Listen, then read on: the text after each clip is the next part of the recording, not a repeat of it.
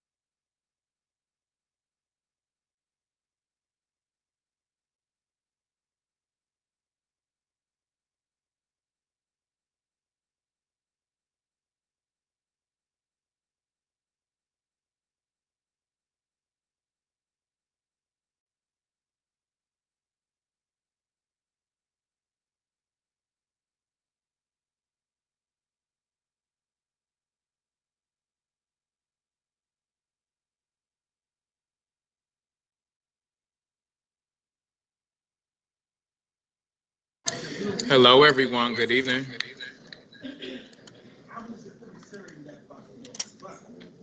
Just want to make sure that everyone can hear me. So nice to see everyone this afternoon.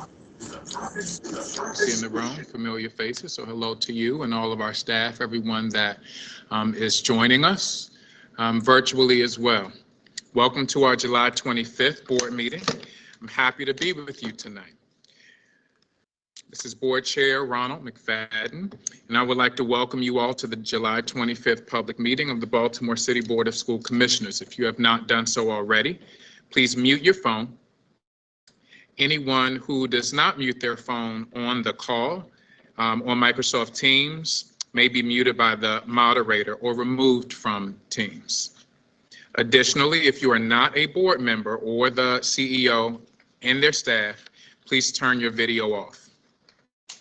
I will now read a roll call of the board to identify who is present. Please, I will now go through that roll call. Vice Chair Roberts. Present. Commissioner Brooks. Commissioner Coy. Present. Commissioner Eblagi. Present. Commissioner Kenyatta Bay. Present. Commissioner Muhammad. Present. Commissioner Reed. Commissioner Sally, Present. Commissioner Slater Harrington. Present. Thank you. I am also present, clearly. That is 10 present with 2 absent. Is there a motion? 10 present with 1 absent. Please forgive me. Is there a motion to reopen the meeting? So moved. Thank you, Commissioner Kenyatta Bay. Is there a second?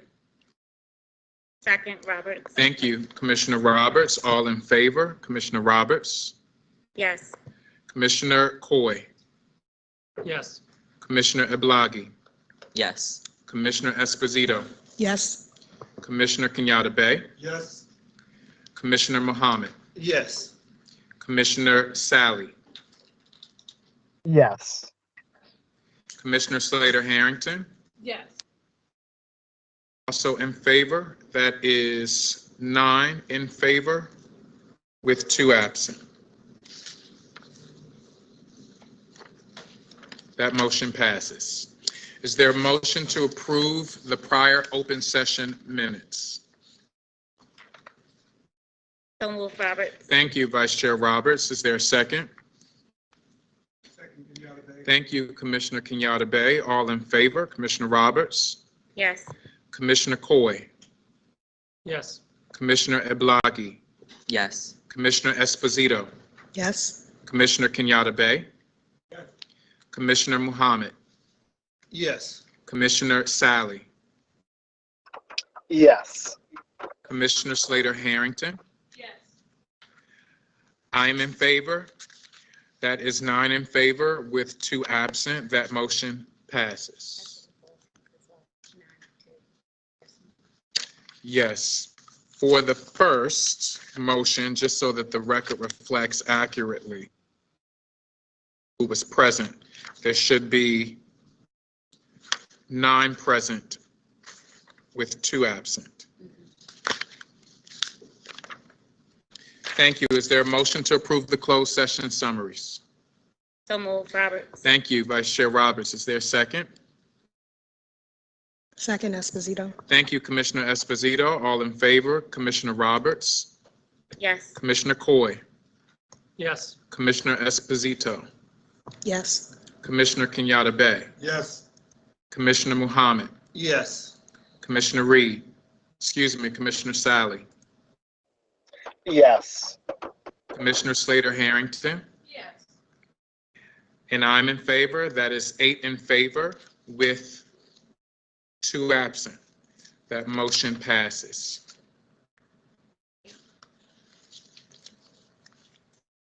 Thank you, Commissioner Roberts. So welcome, everyone, to the 25th meeting. It is our first meeting. It's our second meeting of the fiscal year, but this is our first public meeting. Our first meeting of July was a special meeting where we approved several new staff members to city schools, maybe different roles or just new to our system. But today is our first public meeting of the year. So good afternoon and welcome. There are some amazing things happening in city schools that we like to highlight tonight. First, we'd like to take a moment, the board would like to take a moment and congratulate our city school CEO, Dr. Sonia Santelises, on becoming Secretary Treasurer of the Council of Great City Schools Board of Directors. Congratulations, Dr. Santelises.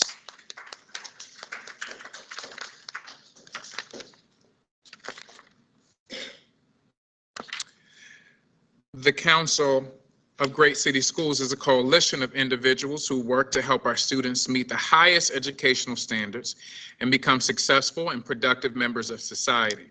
The council's membership is comprised of 78 urban school districts and helps to build capacity in programs to boost academic performance and narrow achievement gaps, improve professional development, and strengthen leadership, governance, and management. CGCS also keeps the nation's lawmakers, media outlets, and general public informed about the progress and problems in big city schools. Also want to take a moment to recognize Commissioner Slater Harrington, who will represent Baltimore City School Board on the Board of Directors for CGCS. So thank you for your commitment to serve. The board is also very proud of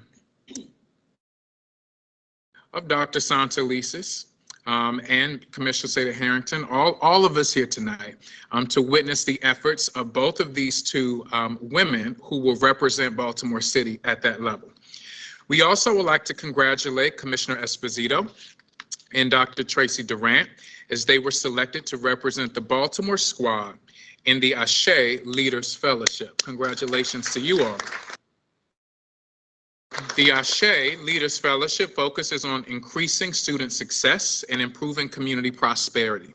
The fellowship will identify strong voices, deeply develop each fellow's leadership capacity, and amplify nationally the experiences of leaders as they transform systems in their communities and beyond. So thank you for committing to serve. We look forward to the work that you all will do, and we look forward to hearing more about your efforts on the cohort. Next, I want to highlight the amazing City Schools summer events the district is hosting. The City Schools on the Bus Tour is hosting pop-up events all around our city. These events are a convenient way for families to learn more about city schools and receive free books, fresh fruits, and vegetables. The next event is Wednesday, tomorrow, July 27th from 5 p.m. to 7:30 p.m. at the Calvin Rodwell Elementary Middle School in Liberty Heights. For more information on this event and upcoming events, please visit the school's website, the City Schools. So I would like to introduce the two newest board members, commissioners, Interim Student Commissioner Ethan Eblagi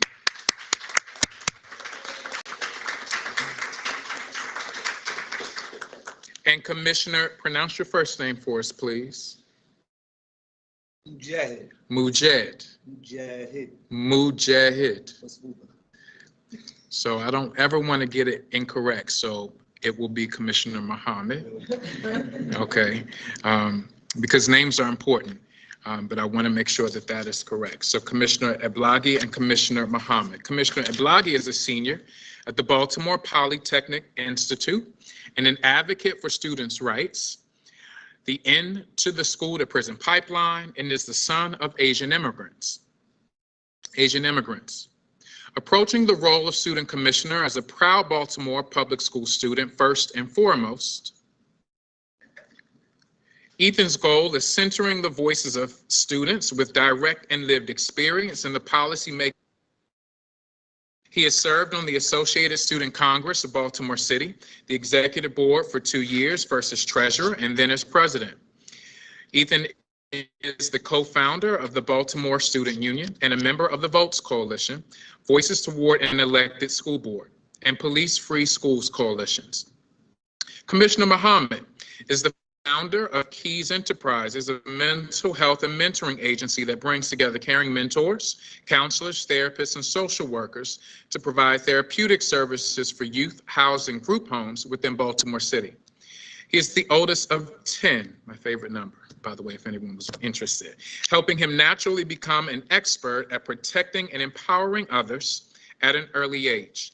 Growing up alongside so many personalities sparked his interest in human behavior, which led him to study psychology at the Morgan State University. He is committed to connecting communities with the right services so that they can make data and person-driven decisions. Welcome to the both of you formally in this setting. Welcome.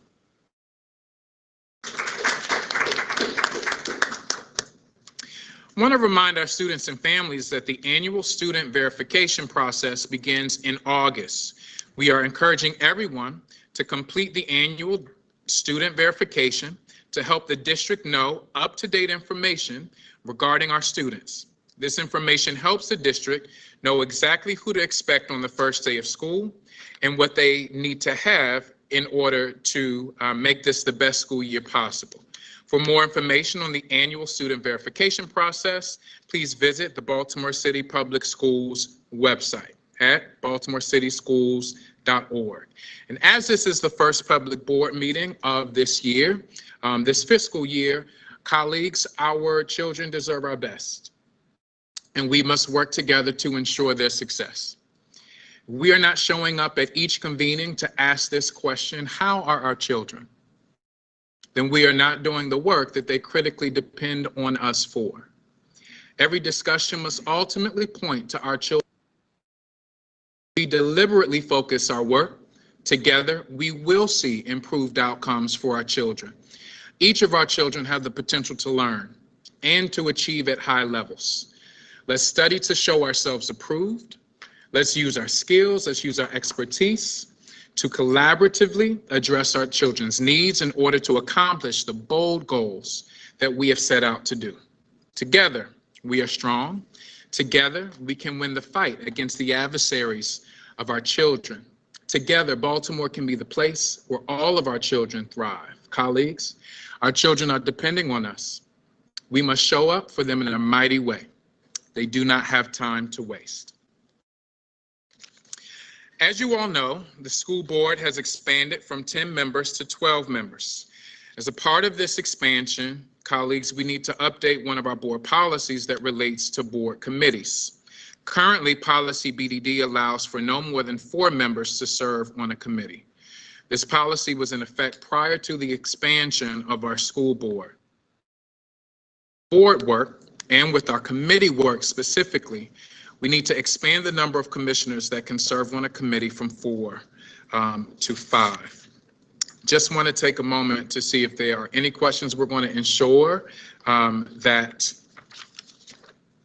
this moves to our committee this coming month in August, and then the board will vote on this in our meeting next month. But it's important that we expand that number so that our commissioners have the space to serve in committees. It was an old policy prior to the expansion, so that's an administrative item in policy that we need to address right away so that the work of our committees can move forward, hopefully next month. Are there any questions about that? And Mr. Chair, I just wanted to add that we wanted to make the announcement tonight so the public, if they would like to make any comment, that they can bring that to the attention of the board or the board office prior Absolutely. to the vote. Thank you. So any members of the public, please reach out to school board at should there be any questions, but we need to get the work of our committees moving, and we need to make that administrative adjustment. The board acknowledges a donation of $12,500 from Teach for America to Hartford Heights Elementary School for books. Thank you, you all. Thank you for that. For books, media equipment, and educational supplies. Is there a motion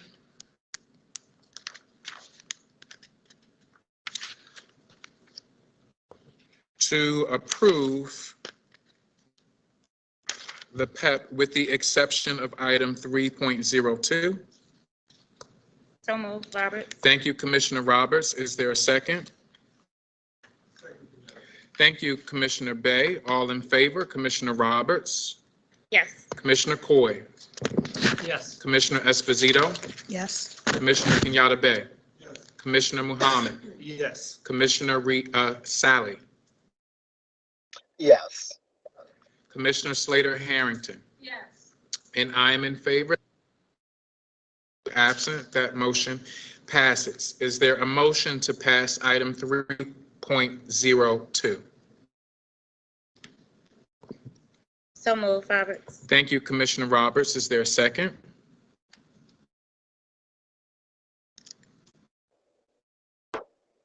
Second, Esposito. Thank you, Commissioner Esposito.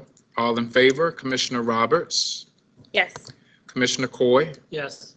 Commissioner Esposito? Yes. Commissioner Kenyatta Bay? No. Commissioner Muhammad? Yes. Commissioner Sally? Yes. Commissioner Slater Harrington? Yes. I am in favor. That is 7 in favor with 1 opposed and 2 absent. That motion passes. We will now have our Vice Chair, Roberts, to read the list of retirees. Good evening, everyone. We have quite an extensive list of retirees for tonight.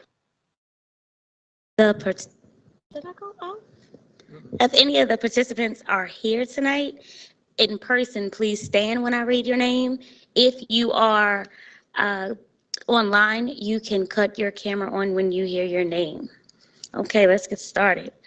Arlene Bacon, are you with us?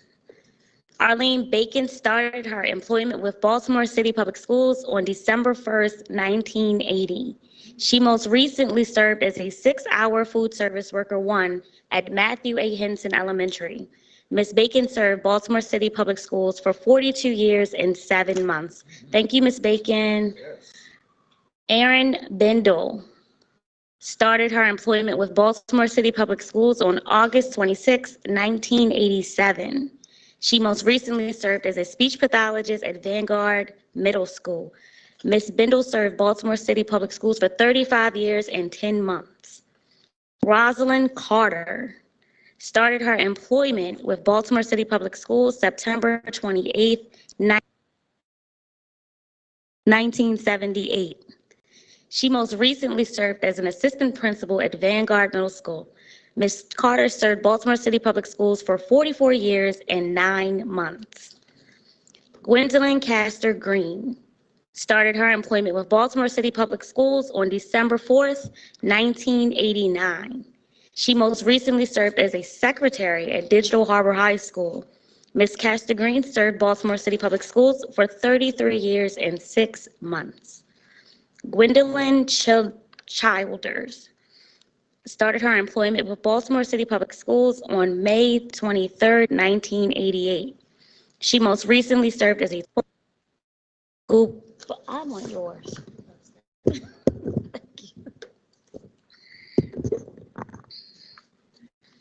Let's start that again. She most recently served as a 12-month school bus aide for special transportation. Ms. Childers served Baltimore City Public Schools for 35 years and 1 month. Yvette Coleman started her employment with Baltimore City Public Schools on December 4th, 1986. She most recently served as a special education secretary at the Reach Partnership School. Ms. Coleman served Baltimore City Public Schools for 35 years and 6 months. Darlene DeGraffin, I did not say that right. Graffinreed. DeGraffenreid. If I said your name incorrectly, my apologies. Started her employment with Baltimore City Public Schools on January 14th, 1980. She most recently served as an IEP team associate at Arlington Elementary Middle School. Ms. DeGraffenreid,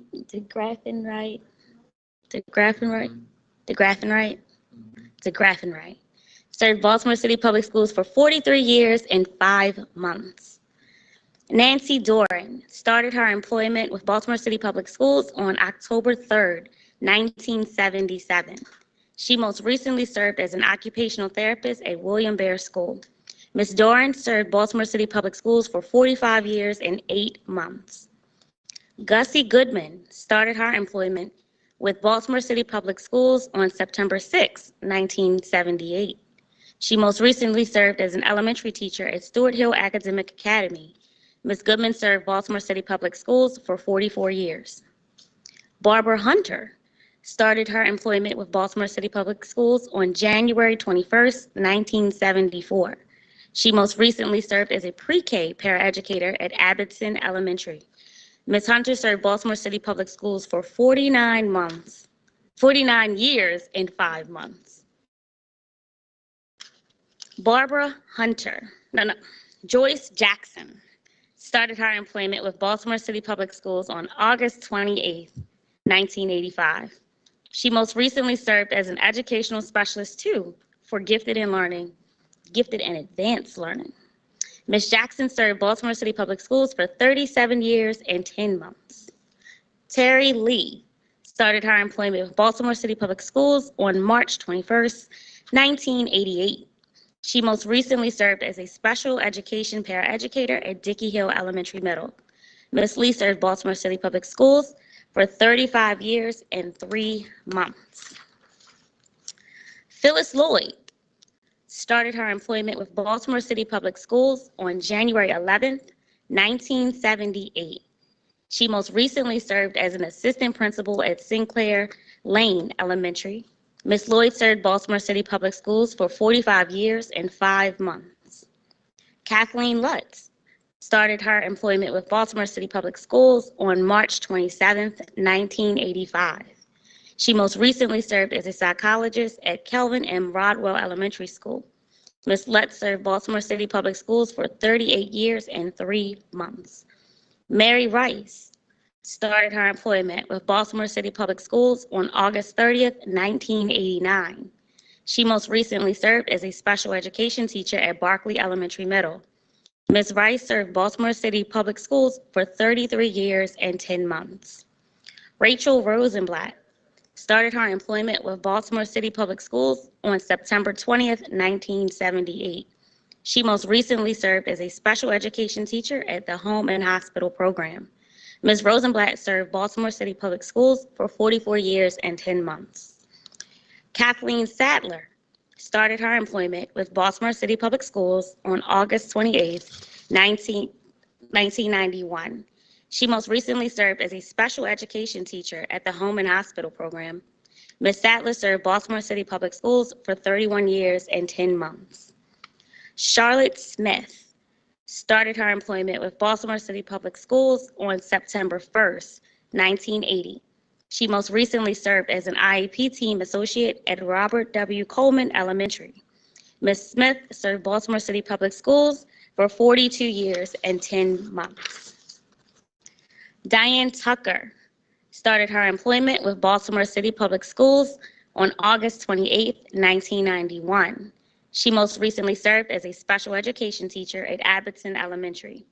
Ms. Tucker served Baltimore City Public Schools for 31 years and 10 months.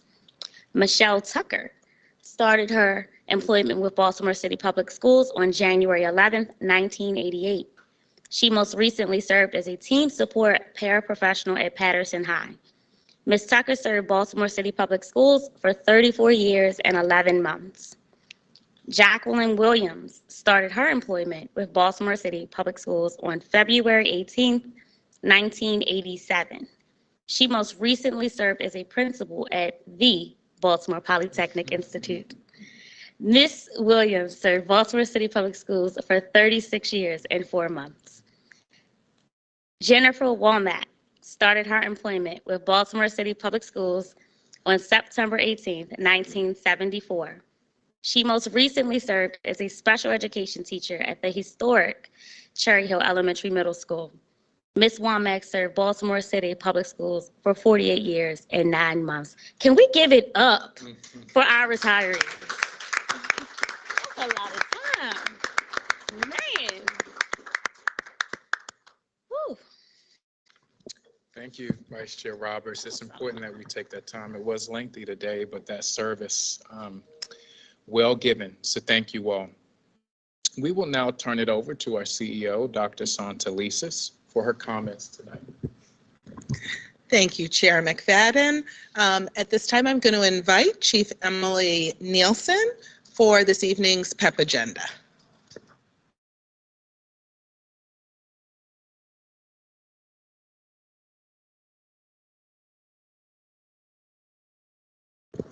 Thank you, Dr. Santelises. Good evening, commissioners. For tonight's PEP agenda, if you are here in person, please stand so that we can recognize you. And if you're online, feel free to turn on your camera so that we can congratulate you. From the Office of the Chief Academic Officer, an appointment recommended that Mamoun Syed, currently psychologist, itinerant special education staff, be appointed coordinator related services effective July 26, 2023. Recommended that Stephen Hoffman, currently teacher secondary at Carver Vocational Technical High School, be appointed educational specialist 2, summer and expanded learning, effective August 21st, 2023. And recommended that Christopher Franklin, currently academic content liaison mathematics, be appointed coordinator mathematics, effective July 31st, 2023. Appointments from the Chief of Schools. Recommended that Latoya Hewitt, currently teacher secondary at Green Street Academy, be appointed assistant principal at Green Street Academy, effective July 26, 2023. Recommended that Tamiko DeShields, currently academic content liaison mathematics, be appointed assistant principal at Arlington Elementary Middle, effective July 26, 2023. And recommended that Steve Louis-Jean, currently assistant principal at Osceola County Public Schools, be appointed assistant principal at Baltimore International Academy, effective August 14th, 2023. And now for the CEO notification, an appointment from the Office of the Chief Executive Officer, that Jennifer Judkins, currently consultant, be appointed board executive, effective July 31st, 2023. An appointment from the Office of the Chief Legal Officer, Quinel Gomez, currently Director of Compliance and Title IX Coordinator, Boston Public Schools, be appointed Director of Fair Practices in Title IX, effective September 5th, 2023. And from the Office of the Chief of Schools, an appointment. Yael Samuel Yan, currently retired, be appointed ILED Elementary Middle, effective July 26, 2023. And 2 reassignments, that Shireen Samuel Robinson, currently Assistant Principal at Thomas Johnson Elementary Middle School, be reassigned Assistant Principal at Roland Park Elementary Middle School, effective July 26, 2023. And William Crockett, currently Assistant Principal at Calvin M. Rodwell Elementary Middle School, be reassigned as Assistant Principal at Fort Worthington Elementary, effective July 26, 2023. Congratulations to everyone PEP tonight, and thank you.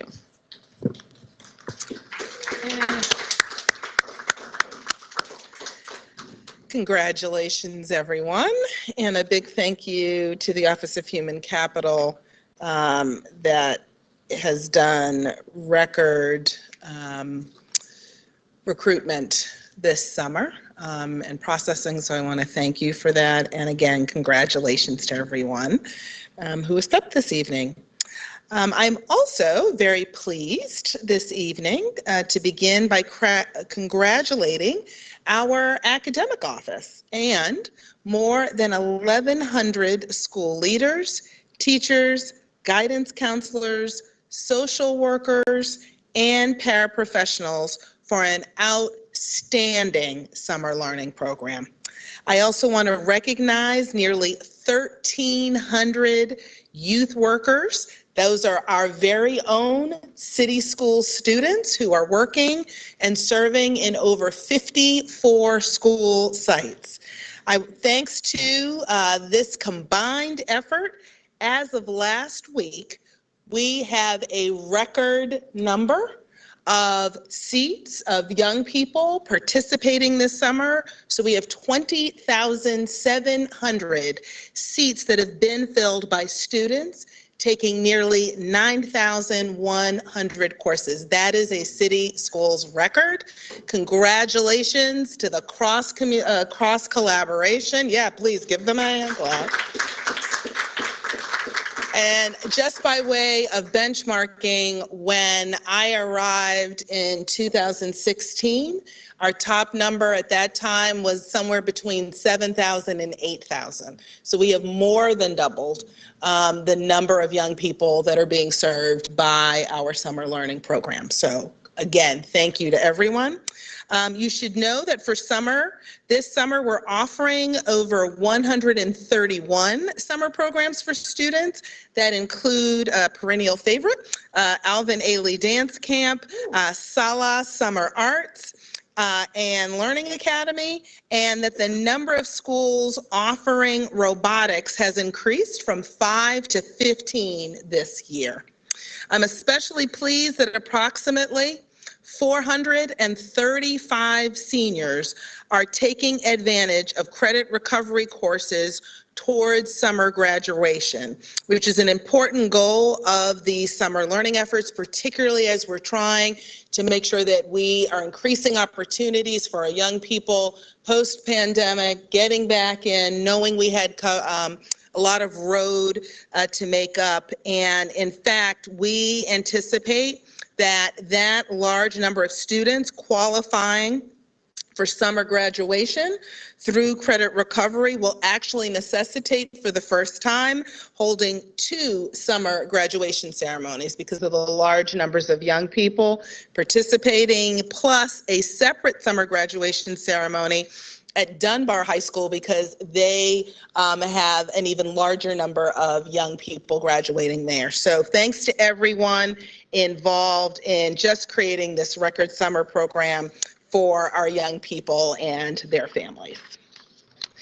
As part of our effort and our ongoing commitment to gauge interactions between school police and students, this spring, the Office of Achievement and Accountability administered a student survey, our school police report card, in which nearly 4,000 students participated. In addition, a new survey was conducted for our very own Baltimore City Public School resource officers. I would now like to invite Chief Teresa Jones, along with Chief John Davis, Dr. Christopher Wan, and Major Norman Coleman to review the results of this year's report card, which will then be followed by a presentation from student members of Youth as Resources.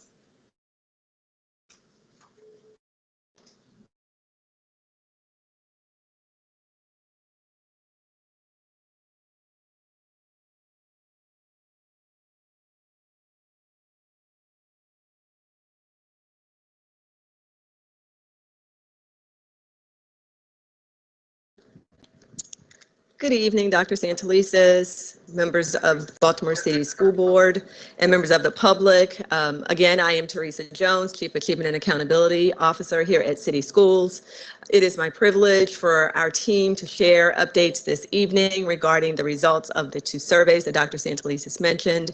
I would like to also acknowledge the leadership and partnership from Youth as Resources with the initial development of the school police report card and their ongoing commitment to partnering with us to unpack the results and partner with us in implementing various efforts in response to what we've learned through the results over time.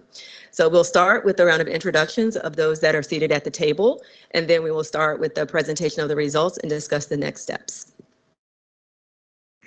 Good evening, everyone. John Davis, Chief of Schools.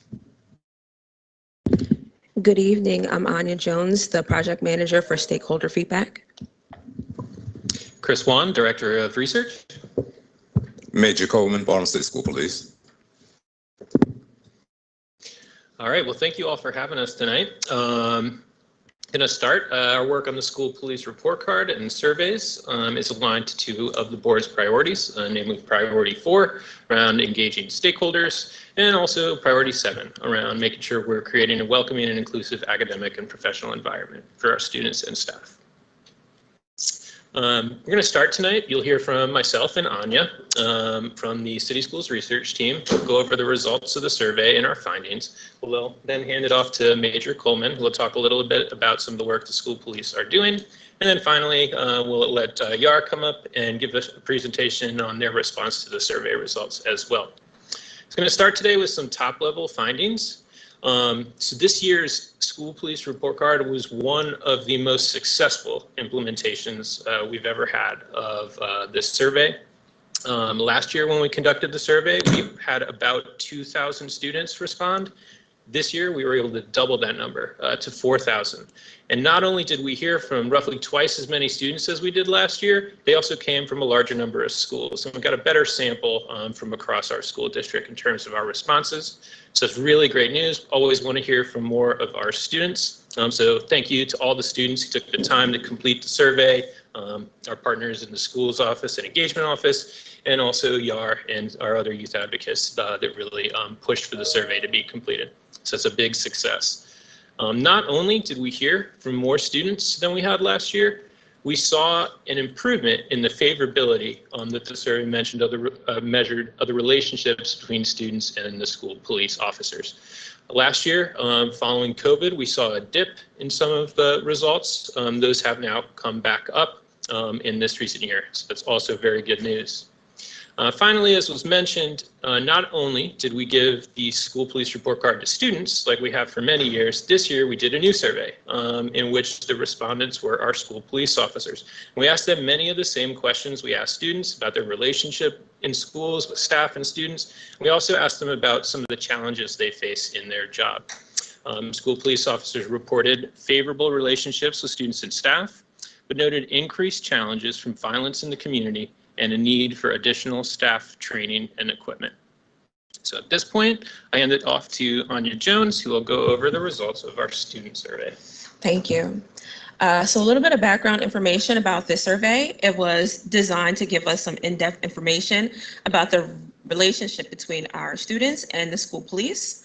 It was developed and continues to be influenced by the input of Baltimore youth-led organizations such as YAR. This is also part of the requirements for our compliance reports for a board policy that revolves around the same information. And we use this data to help us make informed decisions about school police and how to continue developing those relationships with students. So a deeper look at the numbers, as Dr. Santelises and Chris mentioned, we had almost 4,000 students complete this survey. It came in at 3,955 compared to last year, which was 2,140. For this implementation, we extended the survey window. It ran from the beginning of March to the beginning of May. And we also pushed the window back a little bit. Morales. In previous years. Good evening, Ms. Morales. This is John Turner, Board Liaison with Baltimore City Public Schools. I'm calling on behalf.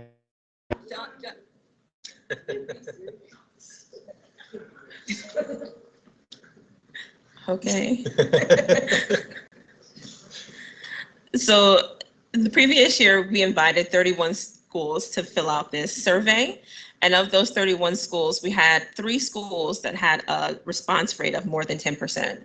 But this past iteration, we invited 26 schools, and out of those 26 schools, we had 22 that had a response rate greater than 10%, with 2 schools, Western and Nav, having close to 50% participation among their students.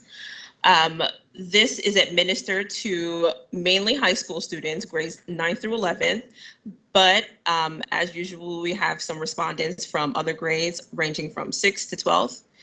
And this year we offered the survey in English, Spanish, and French and had responses in all 3 languages. For the results, we had 2 open response questions, the first of which was the benefits of having school police. And overwhelmingly, students said that the benefit of having school police was that they offer protection, safety, and security. So 66% of our students said that they believed that the school police were beneficial in offering safety. And another 25% of the students had positive things to say as far as benefits, such as they stop or deter fights, they assist with problem solving and conflict resolution, they help build positive relationships and are a trusted adult in the building, they provide help or assistance, and they help maintain order within the school. And there was about 9% of respondents that said that the police were no benefit or they had a negative comment. The next open response questions were, what were the challenges of having school police? And again, we see that the majority of students said that there were either no challenges or they listed a positive comment or a benefit. So about 35% of our students, when asked to name a challenge, named something positive. About 23% of students said that a challenge of having school police is that it was difficult for them to maintain a safe environment or that there was a lack of police presence, so there weren't enough police officers in the building. And then some of the other comments that we heard were that a challenge with school officers were that they were intimidating or disrespectful, that they felt watched or over-policed, that they felt that the officers were delayed in their responses or somewhat unhelpful, or they felt that there was prejudice in their relationships with officers, or they didn't agree with the use of weapons, mace, handcuffs, or physical force. For percent favorable, across the board, the favorability was greater than it was in the previous year. Almost every category increased, with one category decreasing by 1 percentage point. And then the last 2, having relationships with officers and contributing positively, whether or not the officers contribute positively, increased by 8 percentage points. We also asked students about conflict resolution. We asked them if they witnessed any conflict resolution, and 40% of our respondents said that they did not see any conflict resolution compared to last year, which was 48%. 45% of students said that the police resolved conflict in a responsible manner, and 14% of our students said that the police resolved conflict in an inappropriate manner, and that's down a few percentage points from last year. We also saw an increase in the number of students that witnessed physical separation or discussion and conversation as a means to resolve conflict resolution. All right, so those are the results of our student survey. I'm going to talk through some of the results from the survey we did with officers. So again, this was a new survey we did this year. It was developed in partnership with school police and our chief of staff office, and really asked a lot of the same questions we asked our students. So questions about relationships they have in the school, how they feel they're contributing to the school environment and our students. But then we also ask them a set of questions we don't ask the students, which is about the challenges they face in their job as a school police officer. We heard back from 29.2 of our school police officers, 29.2%, so just under a third of our officers responded. All of our respondents to the survey had more than 5 years of service, so they had been with the district for some time. The administration occurred in May, and we did it online. School police officers did the survey anonymously. We didn't ask them to identify what specific school they worked at, but we did ask them to identify the type of site, whether they were based at a school, a patrol officer, or worked at central office, and the breakdown's provided at the bottom of the slide there. So again, we asked a lot of the same questions we ask our students about relationships. You can see the results of the officer survey we did in blue, and then for reference, we also put the student responses to those same questions in yellow. So overall, officers, like students, felt their relationships were positive within schools with staff and students. We did provide the student values for comparison, but just a note, as you look through this slide, it's a little bit of an apples to oranges comparison. We have thousands of students that take this survey, but only a small number of officers. So for example, it's entirely possible for our small group of officers to all feel they have a relationship with some students at their school. But on the flip side, it's unlikely that we would hear 100% of students across thousands of students feel that they have a relationship. So we provided that for reference, but it's not to say that one is greater or better than the other. They're different audiences, and we just wanted to have that for reference. We asked 2 questions of the police officers. We didn't ask the students about their relationships with administration at schools. And the support they get from their administration, those are at the bottom and don't have a student reference. Not only did we ask some of the same questions we asked our students, we also asked our officers about the challenges they faced recently on the job. We asked officers to rate the following topics that you see on the right of a scale of 1 to 5, where 1 represented not much of a challenge at all, and 5 a very significant challenge in their work. We really heard back almost unanimously from officers that the volume and severity of violence happening in schools is the most significant challenge they're facing right now. So those are at the top of the list at the bottom, followed by understaffing. On the other end, lack in training of equipment were mentioned as challenges, not as great as some of the other ones, but still significant challenges. We asked follow-up questions of our officers. If they noted that there was a challenge around lack of training equipment, we followed up and asked them, well, hey, what training would you like to have? What do you feel is lacking? Or in terms of equipment, was it computers? Was it cell phone? Other types of equipment they need to do their job? What we heard back from officers on the equipment side is cell phones were in the highest demand. And then on the training side, they specifically called out crisis training as a need. At this point, I'll hand it over to Chief Davis and Major Coleman to talk about some of the next steps from school police. Yes, one of the first next steps, Chief Jones started this off by referencing YAR and their leadership in this work going all the way back to the very beginning. And we've held one training with them, and we're going to have to continue that and really develop that partnership so that we have these types of student-led professional development, professional learning with school police officers. Again, this has started, but there's more work that we can do with that partnership. The second one is really around investments made in recruitment. You could see that one of the challenges that was listed was in understaffing, and we know that we've got to make some investments in recruiting to get the proper amount of officers. We have vacancies in our school police force, and we want to do everything we can to be fully staffed.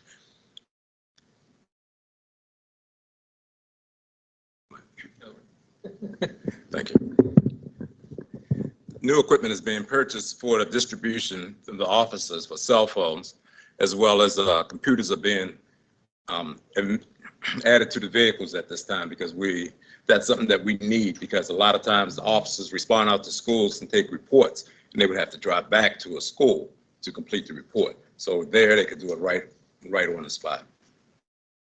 And we're also going to be piloting a body-worn camera program, which will be implemented this year. It's only going to be when we work downtown. We're partnering with Baltimore City Police Department to do this pilot because it's mandated for 2025. So all agencies across the state will have to have body-worn cameras. Under state guidance, can you move this right here? Go ahead. Under state guidance, officers will receive a regular physical agility test as well as a mental health screening. This summer, we have already taken care of all of the physical agility tests. All officers passed it, and we will be scheduling for mental health screenings for all of the officers. That's a state mandate every 2 years.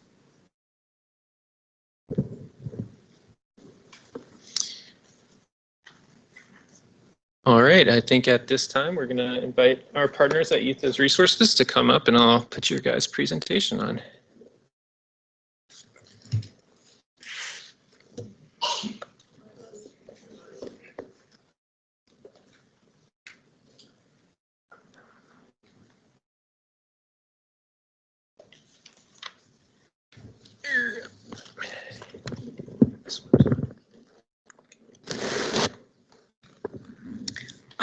Hello, you all. My name is Kale White. I'm a board member of Youth as Resources.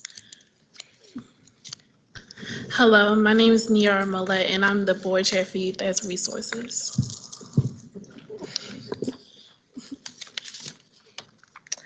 Okay, so first we're going to go over some things that y'all thought it was just good about the police report card. Overall, students report increased satisfaction with their school police officers. So we think that's really good that students' relationship with the officers shifted and became more positive. Good participation in the survey process. Some schools really supported students completing the survey. So we like schools backing up students' participation with the school police survey. We just like schools pushing it out more. Surveying school police on their perspectives and gave another layer of helpful information. We do find that looking at how the police feel about their relationships with the students, very helpful and very telling. So here are the things that we found that were bad. All school police officers are required to participate in 5 hours of youth-led training. YAR Youth trained select officers on July 5th. With a few exceptions, officers were not receptive, some were rude and confrontational. 2 years ago, students from a particular school shared with the district that their school police officer's presence is harmful. That school scored well below the average score and thank you. Policing is not going to help the impact that trauma has had on our lives. We need more mental health and wellness resources. School police in the role of mental health first responders after school hours is dangerous.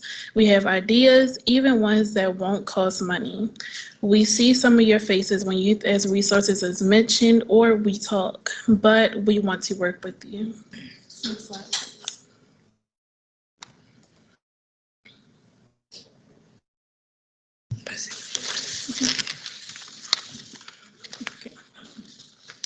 So for recommendations, as per the school police policies and general orders, all school police officers participate in 5 hours of youth-led training.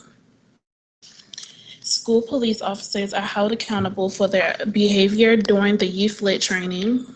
School board members who are genuinely interested in hearing us and working together to create student safety and wellness strategies meet with us and other students no later than mid-September.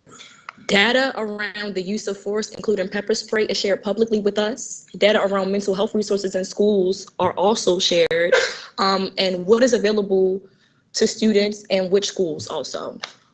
YAR meets earlier in the year with the data and compliance staff to improve the relationship questions on the survey.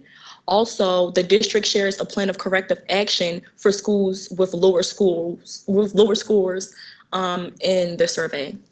And those are all our recommendations. If y'all want to set meeting dates, y'all can reach out to Julie Reeder, jreeder@youthresources.org.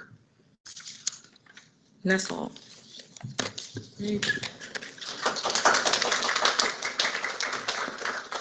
So I want to thank the leaders at Youth as Resources, as well as the leadership team from staff that came to present today. We clearly still have work to do, just given some of the challenges in our city, as well as our schools. But I will say, on all notes, this, based on some past year's data, we are on an upswing, and I think that gives us a really strong foundation to move even further along in addressing, safety within our schools. So I want to thank everyone involved for the collaborative approach and the joint presentation. I think it was helpful to hear a fuller picture on this data. And again, just a shout out, as Yar noted, to the schools office for just about doubling student participation this year, which is no minor feat. So again, I want to thank everybody and thank the board for continuing to ask and be interested in this work. So thank you. And then finally, before I turn it over back to Chair McFadden, I am very pleased to announce this year's City Schools United Way campaign was truly a great success. Thanks to the generosity of city school staff, the campaign raised almost $92,000, which is an increase of over $11,000 compared to last year's goal. Thanks so much, and congratulations to everyone who donated, with special thanks to Michelle Martin from United Way and our city schools co-chairs, Dr. Andrea Bowden, Principal David Verdi, and Principal Mavis Jackson for their hard work on behalf of those in our city who are less fortunate. That concludes my remarks for this evening. I'll turn it back to you, Chair McFadden. Thank you, Dr. Santelises. I'm going to move item 5.01 to after we review the consent agenda and we hear our public comment. Board colleagues, let me know if you would like an item removed, and please state your question for staff.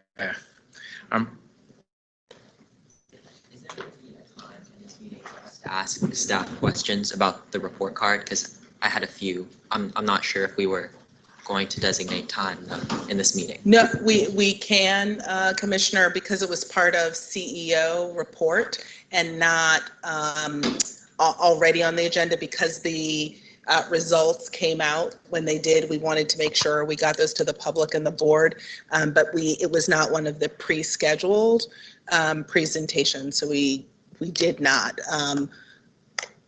Folks are clearing out now, but more than happy to revisit that. If you have other questions, you can certainly put them in writing and we can get that. Or if you'd like to have a broader conversation with some of the members of the team, we can do that as well. It's just the placement in the schedule is the reason why. Great, thank you.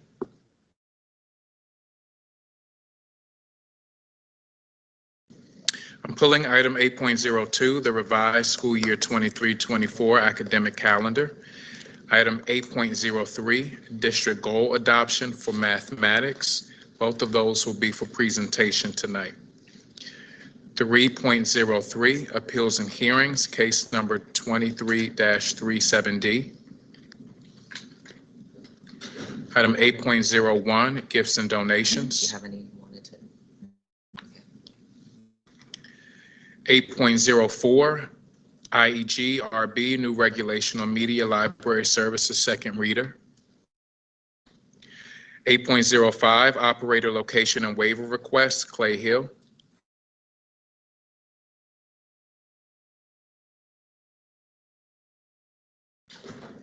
8.06, operator location and waiver request, Patterson Park Public, Inc. and Clay Hill. 12.01, classroom materials, various vendors. 12.02, professional development services, Ed Scale.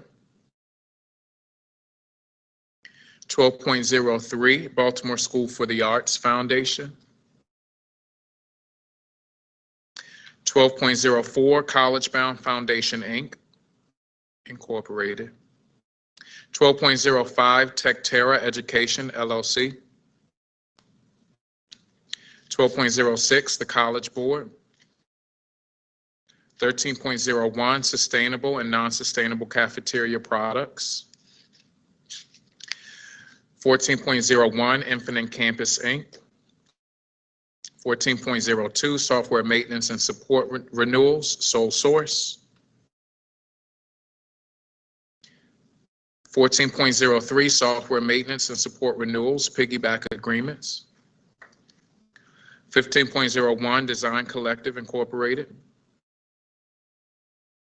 15.02, Fire and Water Cleanup and Remediation Services. 15.03, Rough Roofers, Incorporated. 15.04, Rough Roofing and Sheet Metal, Incorporated. 15.05, Modular Genius, Incorporated. 15.06, Autumn Contracting, Incorporated. 15.07, E. Pacunas Construction Company, Incorporated. 15.08, Sparks Quality Fence Company Fencing. 15.09, Cole Roofing Company, Incorporated. 15.10, Denver Ellick, Incorporated. 15.11, Clyde McHenry, Incorporated. 15.12, CNN Associates, LLC. 15.13, On Call Architectural Consulting Services.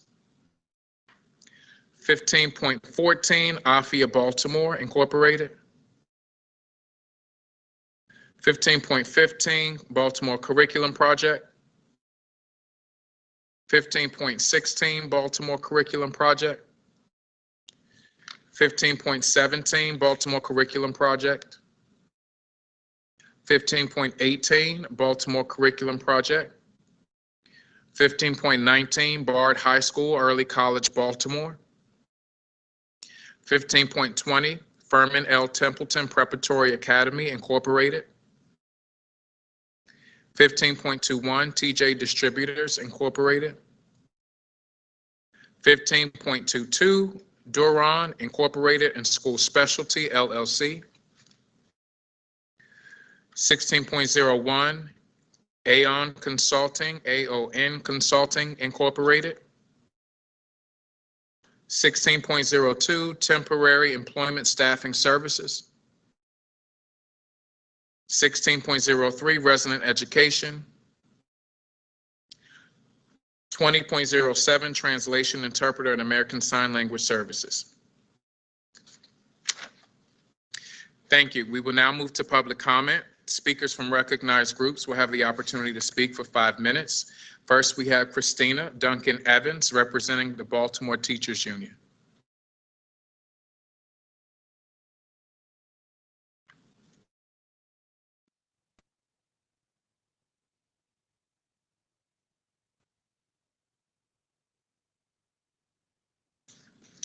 Good evening, members of the Board of School Commissioners. My name is Christina Duncan Evans, and I'm a high school social studies teacher and school library media specialist, currently serving as the Baltimore Teachers Union Teacher Chapter Chair. I'd like to begin by thanking the board for several areas where we've been able to make progress in negotiations. Among them are limiting the number of prep periods that some elementary school resource teachers will be assigned, and extending more professional protections to home and hospital teachers, and to all teachers working during inclement weather virtual instruction. We appreciate the board's responsiveness on these issues and hope that we're able to come to agreement on other topics to support teachers and help us to do our best for city school students and families. I'd like to bring the board's attention to the most recent report released by the Fund for Educational Excellence titled, "Should I Stay or Should I Go? Retaining the Teachers Baltimore City Students Need." After interviewing hundreds of teachers, the Fund's report identified several of the challenges and opportunities that impact teacher retention in Baltimore City Public Schools. While the full report is a valuable resource for understanding the complex and interconnected reasons why educators decide to leave or stay, I'd like to spend tonight's time discussing the subject of administrative workload, which the report highlights as a burden pushing teachers to leave city schools.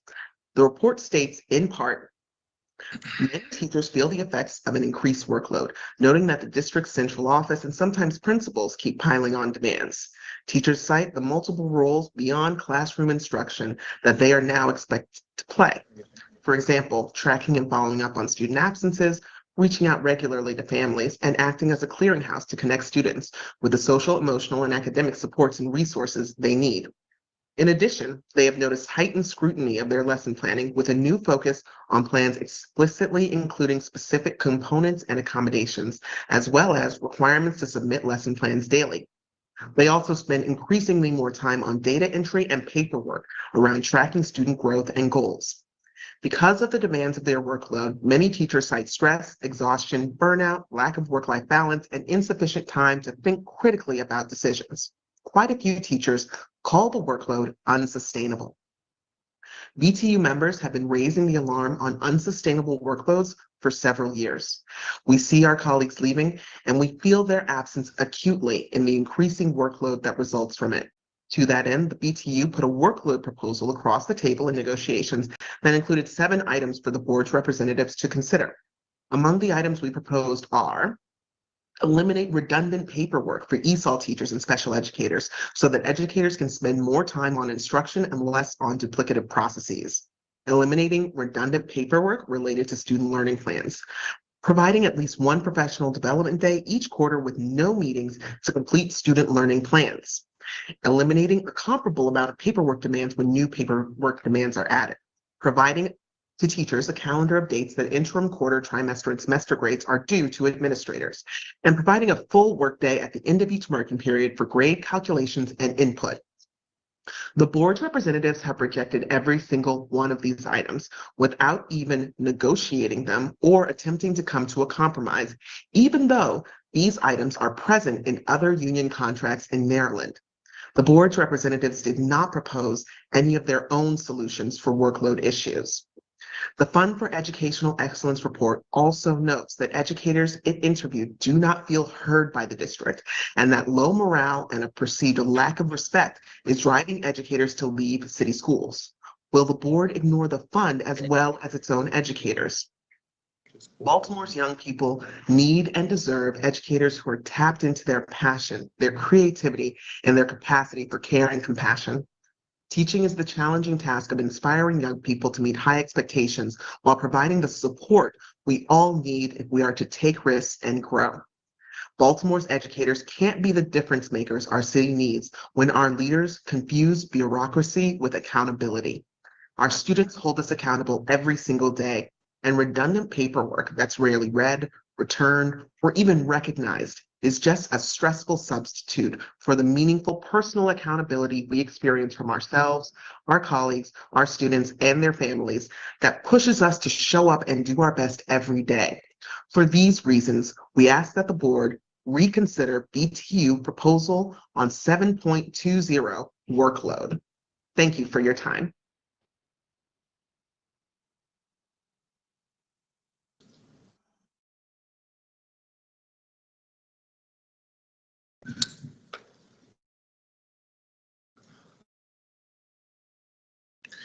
Thank you. I'm now going to turn it over to our board office team for the additional public comment tonight.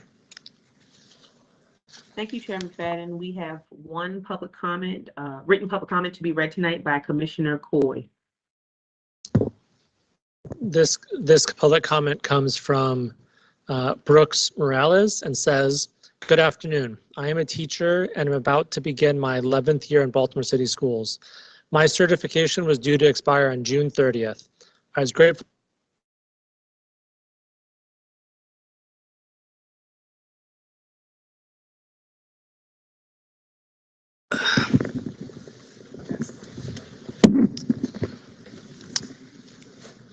to learn. Let me start over because that sounds like it's actually coming through. This public comment comes from Brooks Morales. Good afternoon. I am a teacher and am about to begin my 11th year in Baltimore City Schools.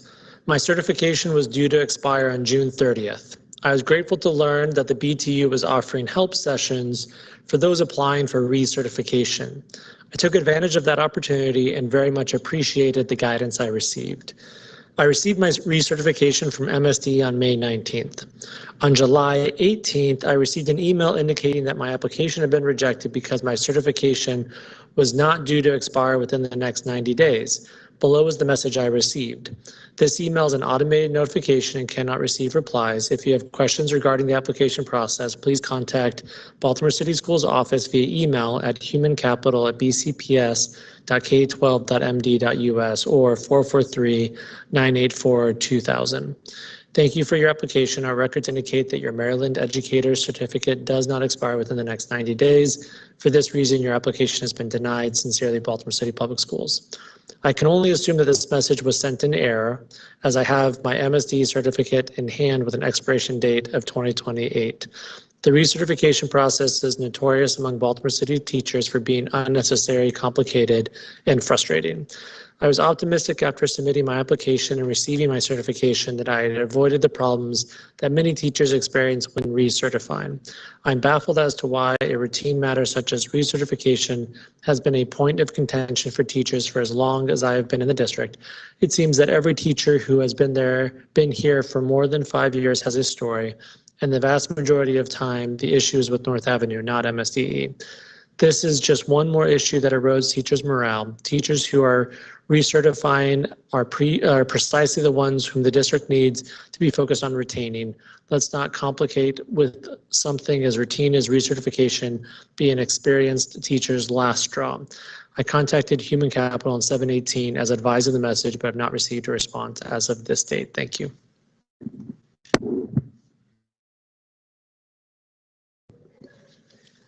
Thank you, Commissioner Coy. Ms. Rogers, is that it? Yes, that concludes public comment for tonight. Thank you. Are there additional items that board members would like to pull from the consent agenda?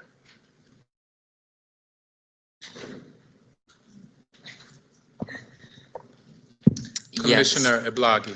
Thank you. So I first wanted to pull item 12.02, professional development services, just to inquire about the status of the RFP that was conducted on school choice. Also, item 12.06, college board, to ask about the status of blanket fee waivers for SAT exams. 15.13, to ask about, and this one is architectural consulting services, just to ask about whether or not that service is being contracted for the 21st Century Schools Plan, because I know that that's been, a point that has been raised in the past. And then finally, item 16.01, AON Consulting, just to ask about the relationship between that and contract negotiations. Thank you for that. Anything else?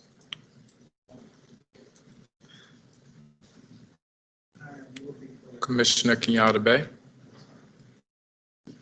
Yes, it is the 8.06. Yes, 1806. It is. Thank It's you. in regard to the facility for the school. Right. Yes, 8.06. Thank you very much. 8.06. Yes, I'm looking at operate location and waiver request, Patterson Park Public Incorporated and Clay Hill. That's the one. Thank you. So let's go in the order. And we'll start with 8.06. Is there someone from staff who is able to speak to that item?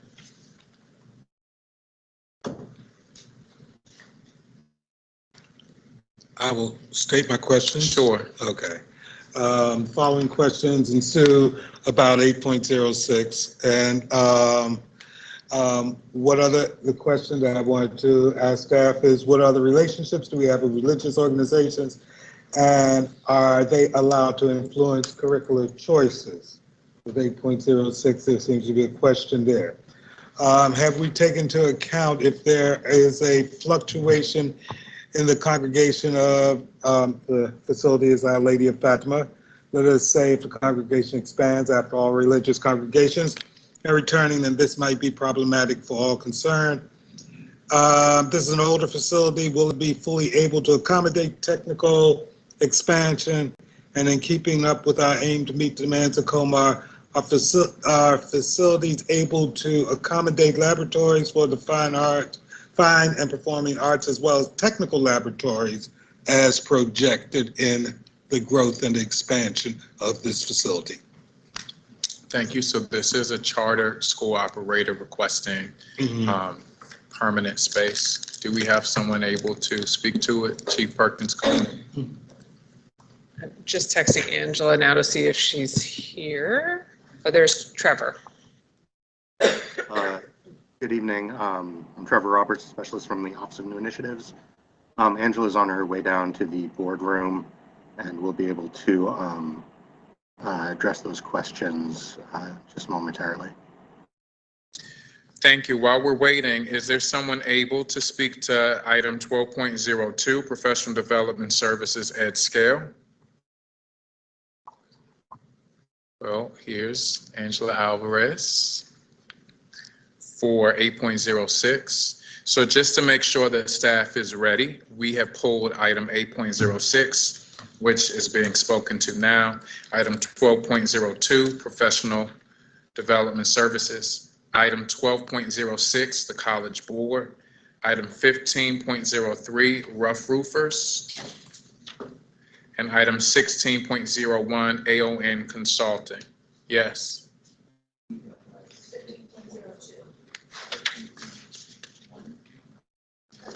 15.13, 13? Okay, so not 15.03, but 15.13, 15.13. So if staff could be prepared to, hello, Ms. Alvarez? So I started traveling down, so you're gonna have to help me to make sure I didn't miss any of your questions, and maybe Trevor, you can help me too. The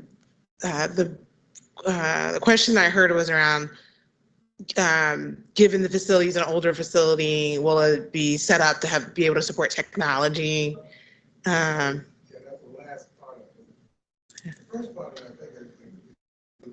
Commissioner, make sure your mic is on so we can have it The reflected first in our part minutes. of it is really what my concern. We have, if we have fellow relationships with other religious organizations, such as Lady of Fatima, are they allowed to influence curricular choices? Because I remember in your memo, it began with this conversation about what could and could not be allowed according to this facility. And then capacity is Lady of Fatima's congregation. I mean, like religious institutions, congregations are now ballooning. They're going back into where they were. So have we made room for that? And it is an older facility. And will it accommodate our needs? Basically, those are the three main questions. I'm going to go in the opposite. I'm going to start with the end and go to the first question. In terms of the construction that's underway, that's renewing the spaces. So they're getting like all new HVAC. Like there's a lot of improvements that are happening to the building. The different teams that oversee different parts of our design have helped to review their plan. So like IT has played a role, food and nutrition, our facilities design and construction. And so everything looks like it's on track. They're already operating in that building. So that was their temporary location. So they're already running school. They haven't had any issues with like connectivity or anything like that. So we believe that they're on track with everything to be suitable. The approval we requested from the board, as you know, is conditional just for members of the public. So there are some outstanding things we're still working on with them, and we'll continue to check, but everything looks like it's on track. If there's a problem, we'll bring it back to you, but if it's not, then they'll be smooth sailing. So far, everything it's been slower than we had hoped, but still on track in terms of what the things are. The congregation is using the sanctuary space, which is within the footprint of the building that they're expanding into, and wants to use 7 classrooms on Sundays for Sunday school. We don't think that that's going to be a problem. After school usage, even with some of our traditional schools, sometimes we rent out those spaces to religious facilities to have like service or things like that within our buildings. So we think that usage is not going to be problematic because it's not during the school day. It doesn't have any impact with the school. No, they can't have an impact on our instruction. One of the things that we're worried about in the draft of the lease that we've told them they can't say is because this is a facility that's owned by the Archdiocese of the Catholic Church, they had inserted language around not promoting the use of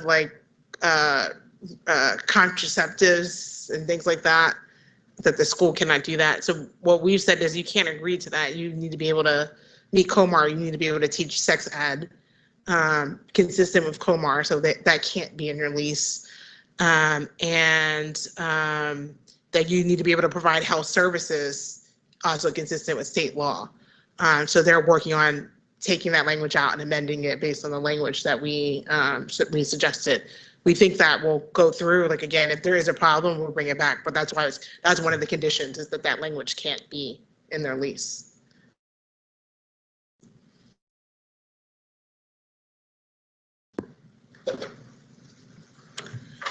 Thank you. Item 12.02.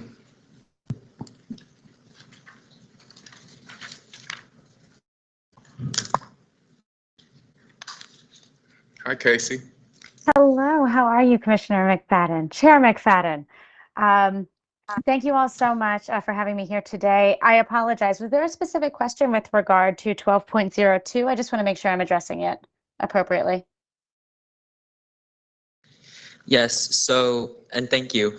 I read from the materials that were provided to us that this specific, contractor was contracted to conduct an RFP, which I understand is essentially a report on, any amendments to our current school choice system that could, make it more equitable or anything like that. That was my understanding of what was provided. If that's not accurate, definitely correct me here. But just wanted to see if there was any update on that because, this is a renewal.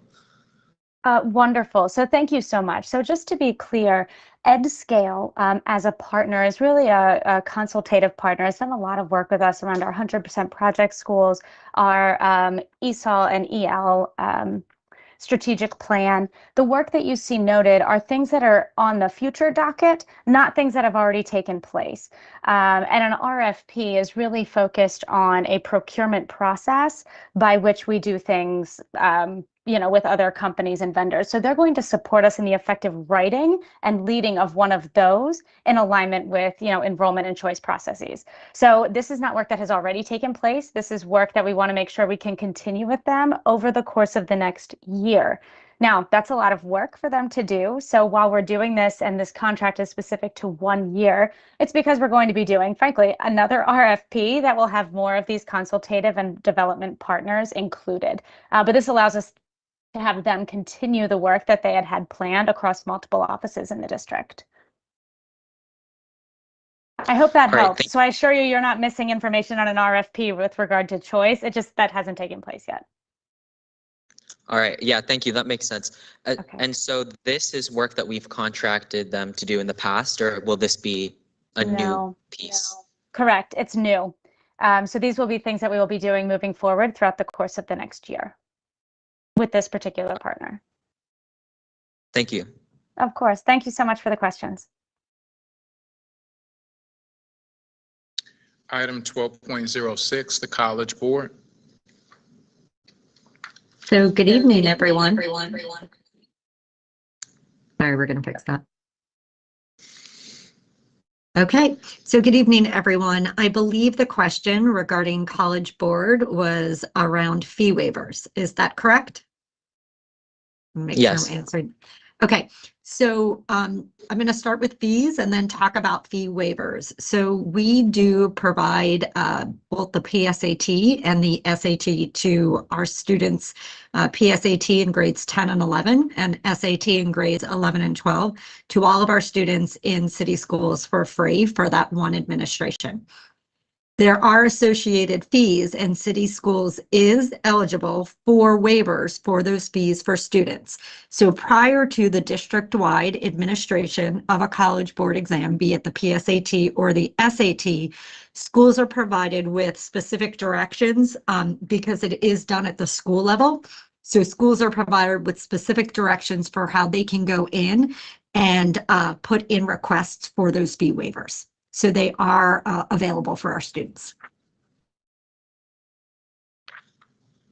Thank you. So I suppose my question was based off of my personal experience as a student. I'm a rising senior, and I did take the SAT with a fee waiver at my school last year.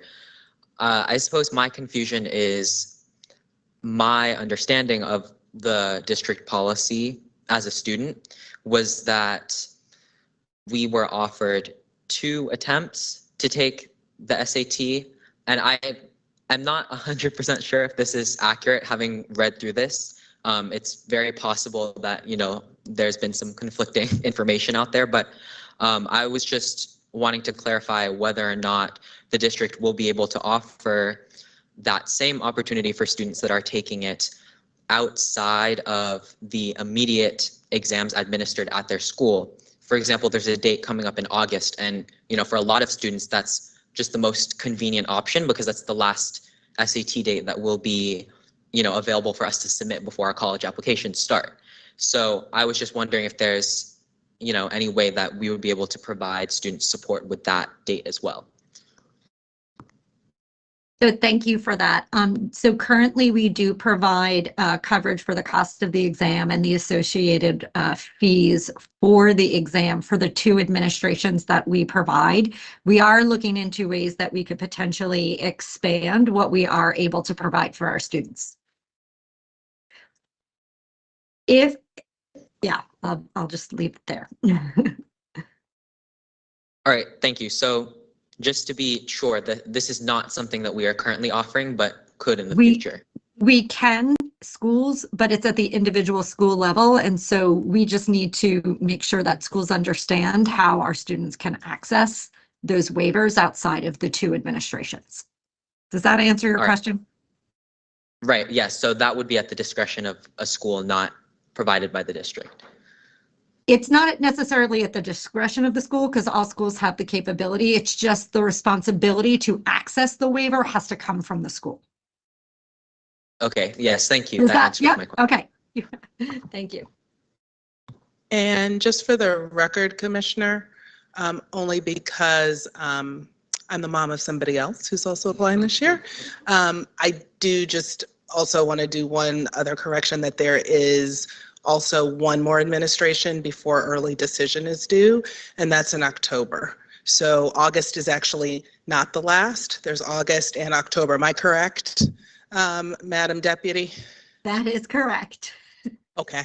I just want to make sure that any young people listening know that before early decision, there's also there's August, but there's also October. Yes, I'm also not 100% sure if this is accurate, but I believe it's possible that the October date, like you won't receive your results before the applications are due. You will actually. Yeah, the Will school, they? Oh, okay. yeah, the school Right, forwarded, thank you. that's October is the Gotcha. last one for each. Okay, yeah, thank you. That makes a lot more sense because we were told previously that wasn't the case. So yes, very relieved to hear that. Well, I'm giving that info as mommy, as well as CEO. It's the reason we provide the October administration to seniors so that it corresponds with the application dates. Thank you. And 15.13, on-call architectural consulting. I see. Hello. Hello, everybody. I'm Cindy Smith, Executive Director of Facilities Planning, Design, and Construction. If I heard correctly, the question was regarding if the 21st Century Projects use this particular contract? Okay.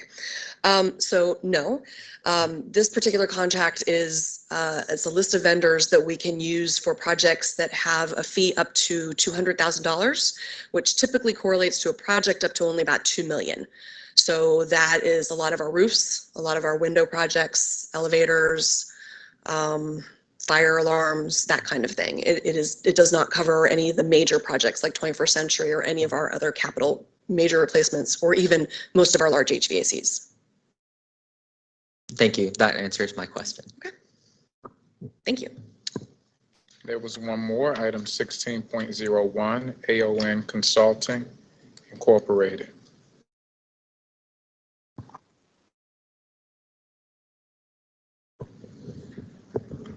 Commissioner Blaggy, can you share a little bit more about what your question was? And then either Zelda Johnson or I will answer that. Yes, so in reading the documentation that was provided to us, one part that I saw as I was going through this was that approval of this contract may include, it says, quoting from the documentation, union negotiation support as needed. I was just wondering, like, what that entails, you know. So AON is a consultant that provides us with consulting and advising services related to our benefits, which are something that we negotiate with the unions. And they provide negotiation support in that very narrow capacity. Anything you'd add, Zelda? No. Zelda's our Director of Employee Engagement who oversees benefits. Thank you. So essentially, like in the event that during a negotiation there is, you know, any kind of issue regarding administration of benefits, then they could support there. They tend to do more actuarial services to provide costing estimates of proposals than benefits administration. The administration of the benefits actually is the benefits vendors. Okay, thank you. Yeah.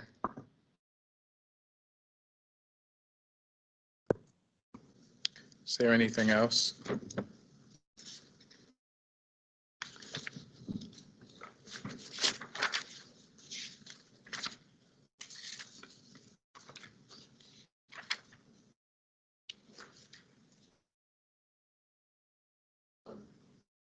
We're having trouble with our mics tonight. We are. Chair McFadden, I was just wondering, I believe you had pulled 8.02 or the calendar. So right. We did pull that separately. Okay. Yeah. So already know, Dr. Dabrowski, that there are going to be some questions from the student commissioner regarding the calendar revision, so that we're prepared. Is there a motion to approve the consent agenda absent of item 8.02 and 8.03? Thank you. Commissioner Slater Harrington, is there a second? Second, Esposito. I heard three. Eeny, meeny, miny, moe. So I'll take Commissioner Esposito. All in favor, Vice Chair Roberts? Yes. Commissioner Coy? Yes. Commissioner Eblagi? Yes. Commissioner Esposito? Yes. Commissioner Kenyatta Bay? Yes. Commissioner Mohammed? Yes. Commissioner Sally? Yes. Commissioner Slater Harrington? Yes. I'm also in favor. That motion passes with 9 in favor and 2 absent.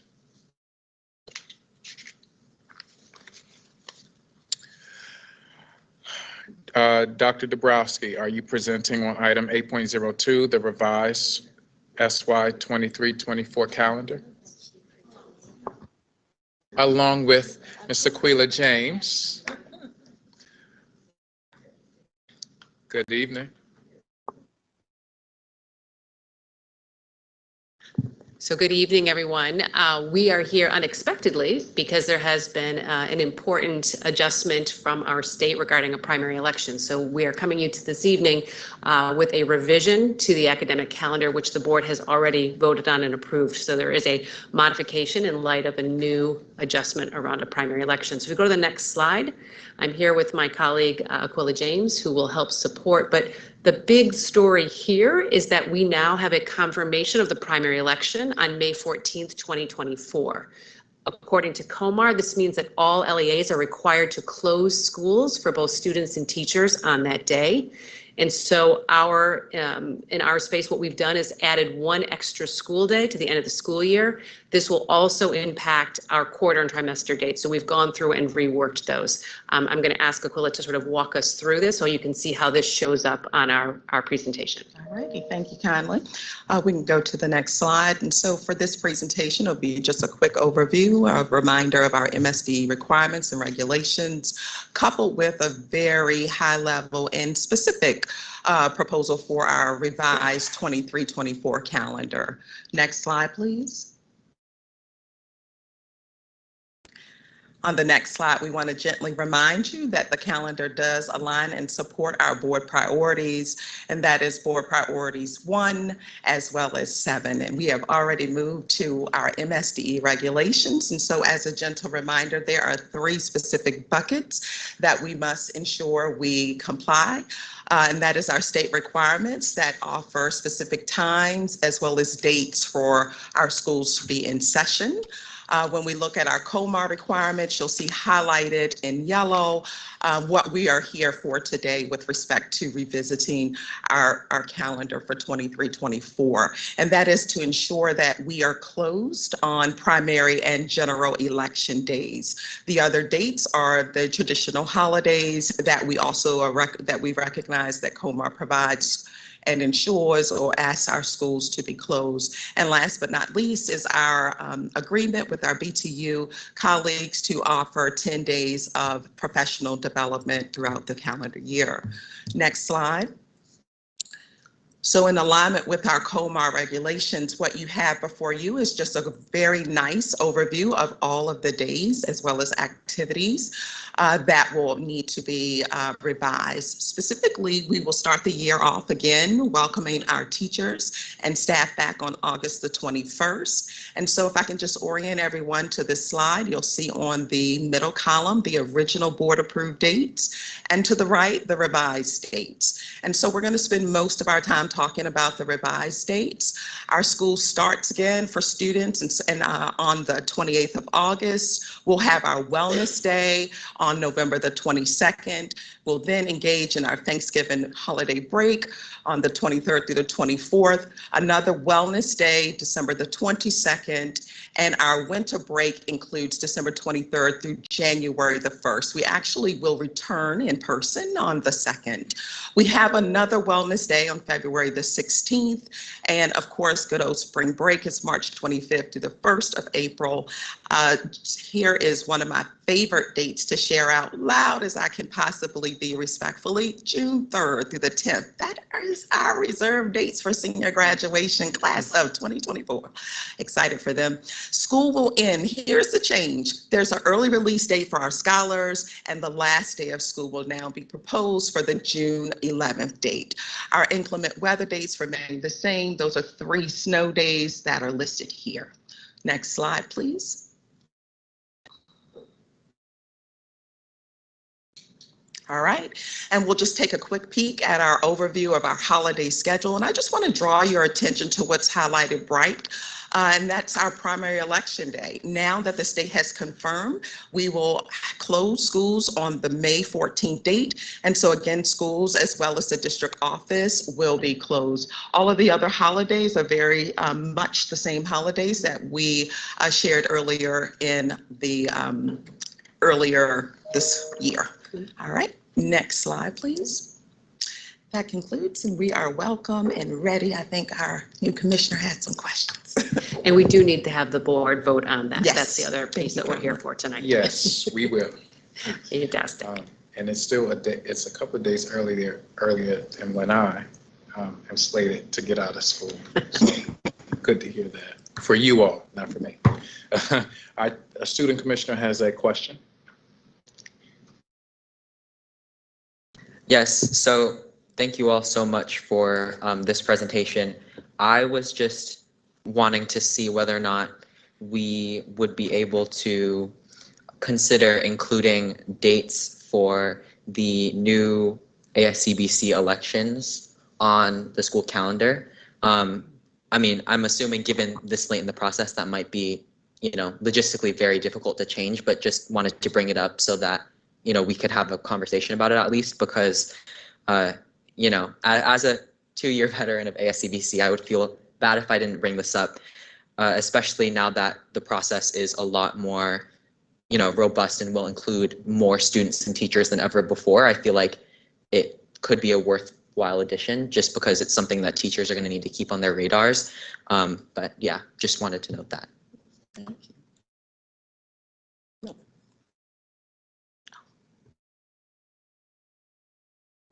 What I was going to say is, so each year, and I think the question is a great one, because we run a process to lead up to the presentation to the board where we engage with our student leaders. So that would be a really important space for us to get that on early as we build out next year. And I think as we think about the purposes for this calendar, or if there's other calendars that we want that to show up on, that would be the best place for us to make sure we're at it sort of proactively as we build out for next year. Commissioner Slater-Harrington. And before that, Commissioner Eblagi, were you finished? Yeah. Okay. So if I understand you correctly, maybe to like print calendars this year. Right. But in the following year, you're saying that. Yep. Is it possible then to have it on the electronic calendars and to also work with the communications team to make sure that Absolutely. We can figure out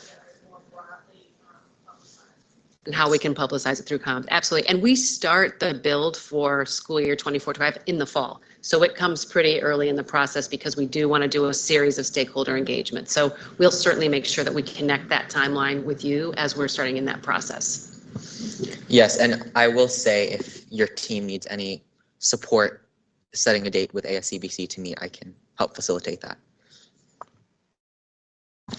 Commissioner Eblagi, does ASCBC already have a date scheduled for the election? I believe that we have a full calendar of all the important dates, although I don't have them on hand, but yes, we do. Okay. Mr. Chair, we do have dates. We were waiting for academics to make sure they didn't fall onto any test schedules. It was going to be part of the presentation that we're going to bring forward to the board, or first to policy committee in August. Okay, sounds good. Great questions, Commissioner Eblagi. Any additional questions? Thank you. Is there a motion to approve item 8.01, revised SY 23-24 academic calendar? So moved. Thank you, Commissioner Bay. Is there a second? Second, Robert. Thank you, Vice Chair Roberts. All in favor? Commissioner Roberts? Yes. Commissioner Coy? Yes. Commissioner Esposito? Yes. Commissioner Kenyatta Bay? Yes. Commissioner Mohammed? Yes. Commissioner Iblagi? Yes. Commissioner Sally? Yes. Commissioner Slater Harrington? Yes. And I am in favor. That is 9 in favor with 2 absent. That motion passes. Thank you to the academics team. Thank you. We're now ready for item 8.03.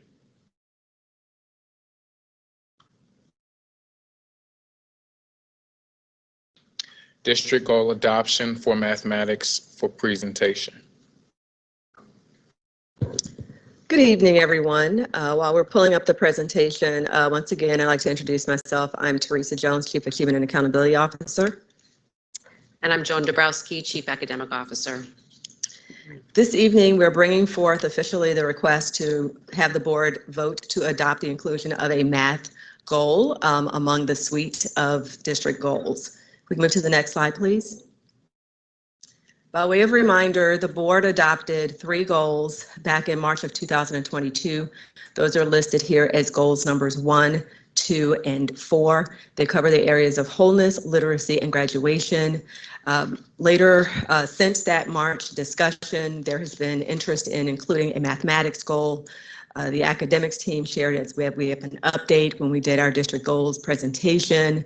The information that supports the recommended goal that we're going to be asking for the board to adopt this evening. You'll see over to the right the alignment of the goals to the board's strategic priorities.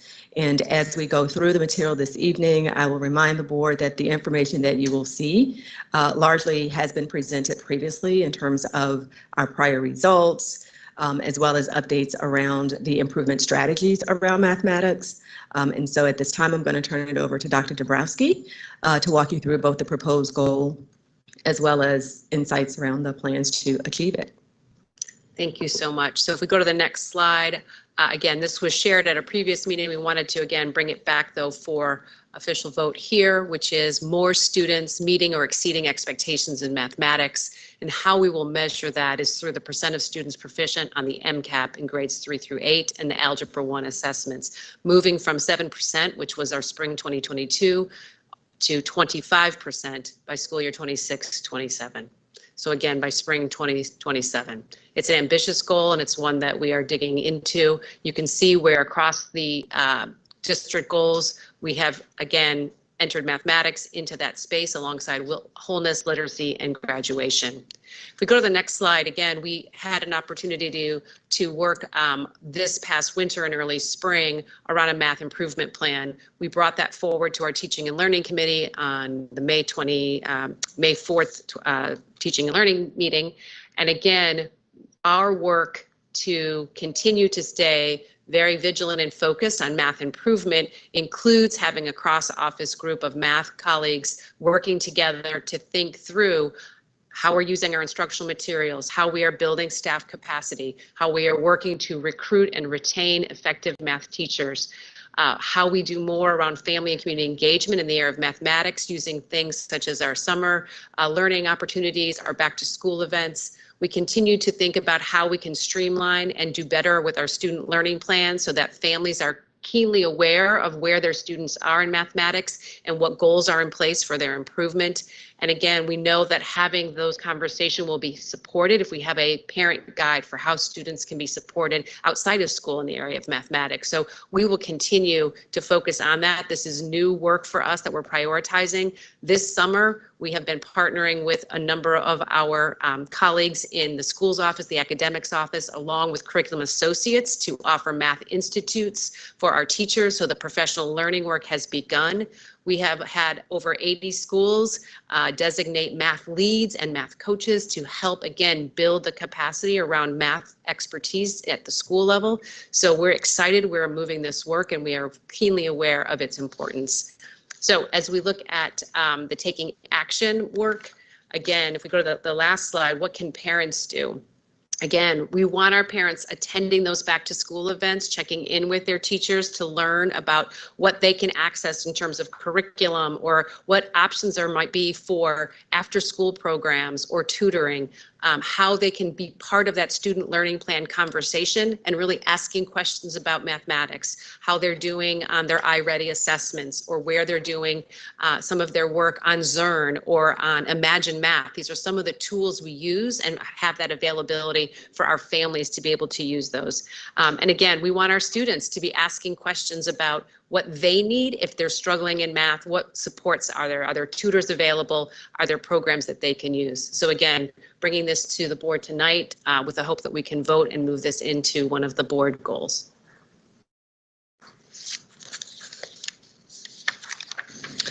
Thank you, Chief Jones and Chief Dabrowski. It's something that we've been discussing and focusing on. I want to see if our strategic plan committee chair, Commissioner Sally, if you have any thoughts around this before we open it up to the other members of the board. I do, and I apologize I couldn't be here in person today with all of you guys, but I want to thank so much the work that Chief Jones has done in partnership with the board, and also Chief Dabrowski in terms of helping us think through the action plan for achieving these goals, especially when we're talking about mathematics. It is a balance. We want to recognize first off that we have very ambitious goals set forth for literacy, and this is why the focus on mathematics is coming at this time, recognizing that we do have a lot of work to do, and the best way to go about setting forth those plans for our students to achieve and excel in this area is to adopt a math goal, working in partnership with Dr. Santelises and her staff, and all of our city school principals and teachers focused in this effort. So we recognize that the best way that we do this is a purposeful inclusion of all of our goals along with mathematics in our board meetings and our discussions, as well as regular intervals to monitor progress. And that's something that we're committed to discussing with the public to ensure that our focus is placed on that. So with that, I turn it back over to you, Chair McFadden. Thank you, I appreciate it. Any thoughts, questions from my board colleagues? I see Commissioner Muhammad, followed by Commissioner Slater-Harrington. I want to say that I appreciate the aggressive tone of this approach and where we want to get to. My question is around the supports that the schools will actually receive. Are there math specialists that will be assigned to schools, especially those schools struggling more than others? And can we have a little bit more clarity on what the professional development will look like for those schools? Sure. So I will say that we have, again, 80 schools have identified math leads. So we know that many of those schools would fall under schools in need of improvement. We are looking closely right now to see where schools may not have those supports and what additional they may need support, either from some of our district personnel or how we strategically help them sort of identify a person. So the summer work that took place so far has really been anchored in two things. Number one is ensuring that teachers have the general content knowledge in mathematics. And the second part has been around using that mathematics in our curriculum. So we use Eureka Math for our kindergarten through grade 9, as well as pre-AP algebra as another one. So part of what we're doing is two things in these institutes: helping understand the mathematics that's being asked of students, because a lot of that has evolved and changed over time. So ensuring that our teachers have the most current understandings around the mathematics, and then how that shows up in our specific instructional materials and curriculum. So that's been the focus. That'll continue for the math leads throughout the school year. We're looking to meet with them monthly so that we can continue to meet. And then on our teacher systemic days, our math teachers will begin coming together to continue that work. So we're doing a lot of work this summer to bolster sort of those who are available to work in the summer to come to those institutes. We have a lot of our educators who are either teaching summer school or who don't opt in the summer. So that's where we're going to use our professional days during the school year to continue this same work, deepening the understanding of mathematics and then being able to apply it to our curriculum. Hi, so my question is kind of in alignment. First of all, I am really favorable of this plan and this goal. And my question is also related to teachers in that how is the recruitment of and availability of math teachers impacted the development of this plan? And if you will, I'll just ask all of them and then come back. The other one is really in the weeds, and we can get into it, I suppose, sometime during teaching and learning. But given the sometimes transient nature of students and families, is how we are making sure that they don't lose anything when they go to the next school.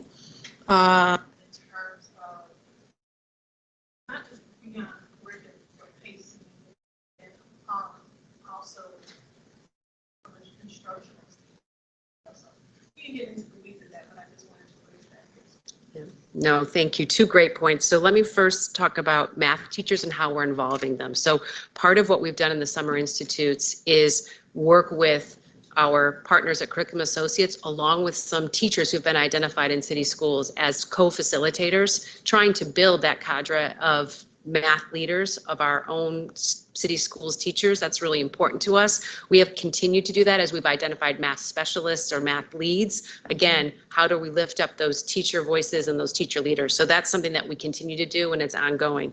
Your second question, though, I really want to lift up because that is a key part of why consistency across schools in terms of what curriculum and assessments we use, so that if a student moves from one school to another, they should be on the same pace and sequence when they arrive into a new school.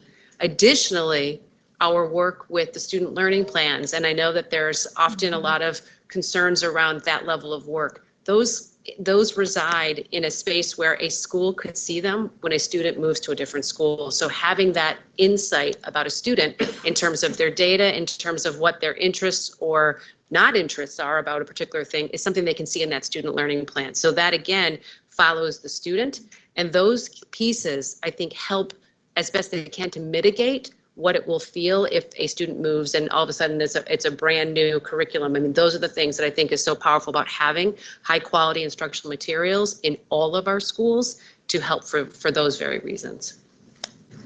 So, question around school leaders, as you bring up the leaders, what does it look like around school leadership, principals being involved in this process to assure that the academic environment throughout the year, the academic community is focused on this effort from a leadership standpoint? So we hosted a 4-day June Leadership Academy for the academics focus, really digging into these 4 large areas of goals. And so principals and those sessions had a deep dive for each of the areas. So they went deeply on math in terms of what are the routines and structures that need to be in place to ensure that students are having enough instructional time for math, that they're following the different routines around small group instruction when tutoring occurs. So we meet then with them again in October, we meet with them in January. So we have an ongoing Leadership Institute, again, focused on these academic goals and the wholeness goals to ensure that leaders are supported in being able to lead for this work. And then how we partner them with their math lead or their math coaches, learning side by side when they can to get, again, that very sort of real-time information to go back and make sure they're going into classrooms and asking the right questions or seeing the things that they need or getting support from our math office if they have questions. Thank you. So Commissioner Roberts, Esposito, then I'll lend it over to the CEO. Thank you, Chair McFadden. Thank you so much for the presentation. I just wanted to piggyback off of Commissioner Muhammad and Commissioner Slater Harrington, but if you could just speak to a bit of the cross functionality of how this new goal will work alongside our existing literacy goal, because we know that, we have a number of students that have been classified as struggling readers. And so if we know that if you are struggling to read, you're likely going to struggle in math and science. And so could you just speak to the efforts that lend themselves to the interconnectedness of those two goals? Yep. So you're exactly right in terms of the literacy required to engage in mathematics they're connected. And so when we think about young people who are expected on the MCAP to read a question, there are multiple things at play. There's understanding what the question is asking. There's understanding the mathematics vocabulary. And then once they understand that, then it's the mathematics of, do I know what function or algorithm or thing I'm supposed to do? So these things are absolutely connected. One of the things we've actually been talking about with one of our literacy tutoring partners is math literacy tutoring, helping our students. One of the things we've seen in our data analysis is some of the extended response questions in mathematics, or even just the question frames, are things that can get challenging if the literacy or the reading is not where it is. Even reading, so they may know the mathematics, but they didn't actually understand perhaps a word or a vocabulary piece. So these things go hand in hand. So understanding math vocabulary, understanding math fluency, these are connected. And so as we think about interventions and support where we can bring the strategies together, we will. Yeah. Thank you. I think the only thing that I would follow up and say, I think our largest external community stakeholders need to understand that, and how they can also be a partner in that work of the literacy around moving the mathematics goal forward, in addition to the literacy goal, in addition to the wholeness goal, and how we are, I think Chair Emeritus would always say, all hands on deck. I would really like to see just the magnification of what that looks like across this city with our stakeholders, as we're really trying to hone in and deep dive around these existing goals. If the goal is for our students by 26, 27 is 25%, it's not just us working on that 25%. And I would love to see that 25, 50, 75, 100 across this city. I would love to see that from our community, external and internal stakeholder groups.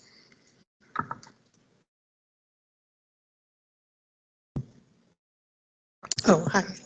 Thanks for the presentation. I saw that parents were mentioned a lot and caretakers. How much of a impact does that have on these outcomes?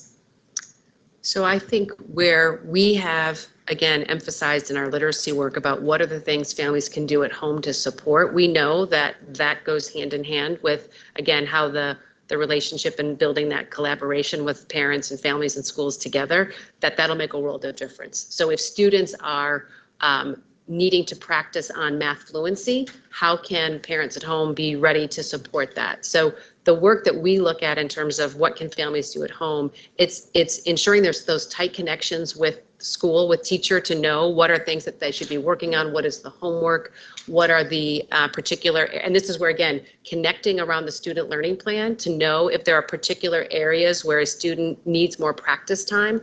Those feel like really big ways, because it is a relationship, and it is that we have so much time in the school day, but knowing that we can do this support at home, and if there are things that can be followed up at home, those things are critical if we want to see the acceleration that we are being, again, very committed to. And I will just agree with all the things that the commissioners have said here tonight. The schools and teachers alone will need support. We've got to all wrap our arms around our young people around mathematics in the same way we've been doing around literacy, and thinking through those ways. And it is around how are we helping our schools offer back to school opportunities and workshops based in mathematics. We've done great work around school literacy nights and things, and we are seeing more and more schools do their math nights. That needs to continue. There's a math phobia out there for a lot of adults, and so we have to break that down in terms of allowing there to be comfortable ways for people to express when they need help or support on it. And some of the ways that we learned mathematics have changed in terms of what we are sharing with our young people for how they learn mathematics.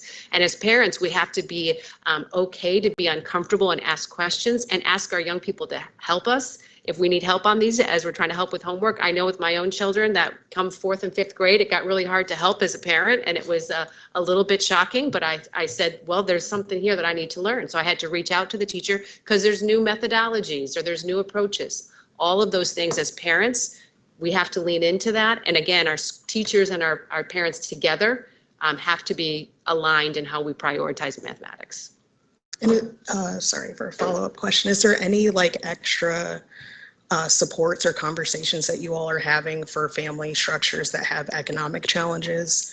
Because I know we have these events and everything, but I have concerns about parents that work shift work or, you know, work multiple jobs, or students with only one parent or no parents. So is there any like additional wraparound services that you all are going to provide to make sure that they reach their goals too? Sure. I mean, I will certainly follow up with Chikai Carter. I know in a lot of our community school work, we have tried to really be all inclusive to have offerings. The other thing I will say is one of the things we've learned through our time in the pandemic is the opportunities for virtual conversations. I think sometimes for families, getting to a conference might not work in terms of a job, you know, conflict in time. So we're trying to get a lot more flexible on when we can have conversations with parents and using virtual technology, using a Zoom call or a Teams meeting to help open up the opportunities for conversations. But let me follow up on the other question that you've asked to get more information on that And for I you. think like one thing that would be helpful, like a data point, is maybe like the participation rate of parents and maybe like how that varies like per school and what challenges, like economic challenges those schools have. And also like, I don't know if this is like a communications thing, but having asynchronous opportunities for them to get the same information as parents that are able to attend events.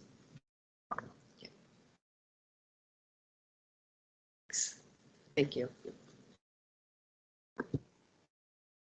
So I want to thank the commissioners for really thoughtful discussion. I will note that given the state of school boards across the country, this much time spent talking about mathematics is actually very encouraging as a CEO.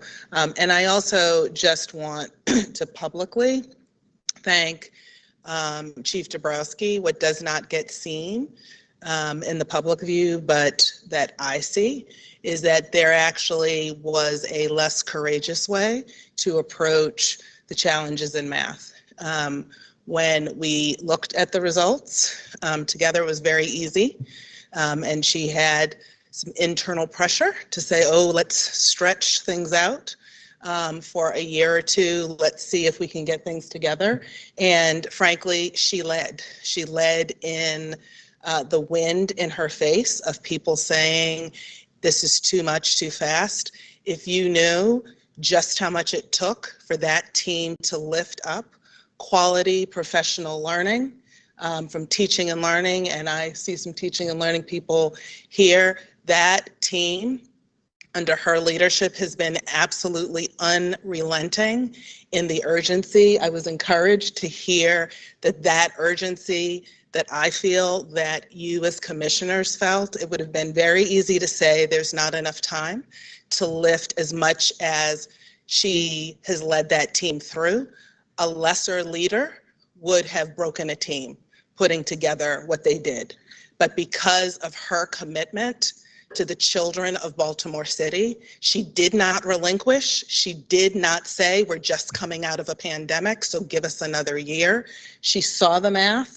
She saw what the need was, and she pushed. So I don't get to say that often, and it's very easy for people to think I'm the only one pushing, but she modeled a courageous leadership, and her team followed, and I want to thank her because all that she talked about today would not have happened and would have been put off with any lesser courageous academic leadership. So I want to thank her publicly for that.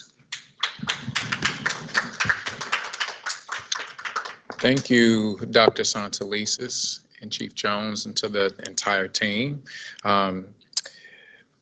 Yes, because our students deserve it, right? So that 7 to 25, you know, that's an aggressive goal. Like thinking about being in a school building and the work that that has to take, that lift, it's significant. And so we all have to have the belief that all of our students can achieve at high levels. We should, because they can, right? If we put in the right supports that are necessary for our students, our teachers, our school leaders, our parents, thank you, Commissioner Esposito, and our stakeholders internally and externally, it all matters because our kids can do it. And so we're looking forward to seeing, hopefully, if it is the board's pleasure, the work that actually happens in lifting this work and making sure that we all see. We've got to be committed to it, right? We've got to be committed to asking these questions and spending this time, thank you, Dr. Santelises, in discussion like this during our meetings so that we keep the work on the forefront of our minds so that our young people are actually improving, we're improving outcomes for them and they're improving outcomes for themselves. So thank you to the team. Is there a motion to approve item 8.03, the district goal adoption, bless you, for mathematics? I move that we approve 8.03. Thank you. Commissioner Bay, is there a second? So moved. Thank you. Commissioner Muhammad.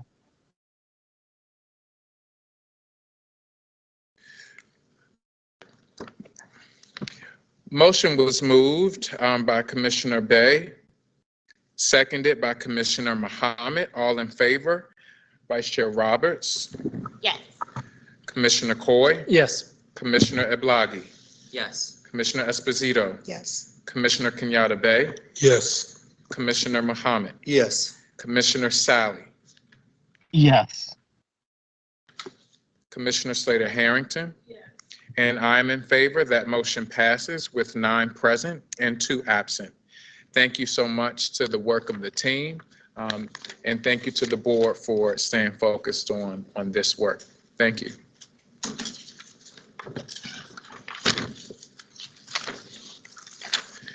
We are going back to item 5.01, information and discussion with Chief Emily Nielsen, Chief Human Capital Officer, on policy GBN, appointment, assignment, transfer, probation, election to tenure, resignations, and retirement. This is the first reader. Good evening, Commissioners. Again, I'm pleased to be joined here tonight by our Executive Director of Labor Relations and Negotiations, Jerome Jones, who's going to walk us through the presentation for policy GBN. I'm just going to pull that up now.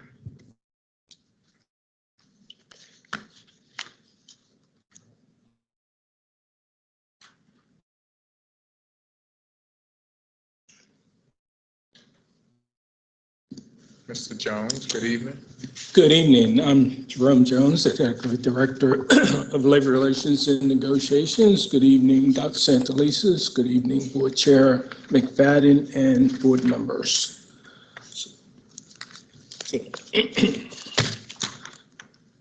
So I'm here for the update on board policy GBN.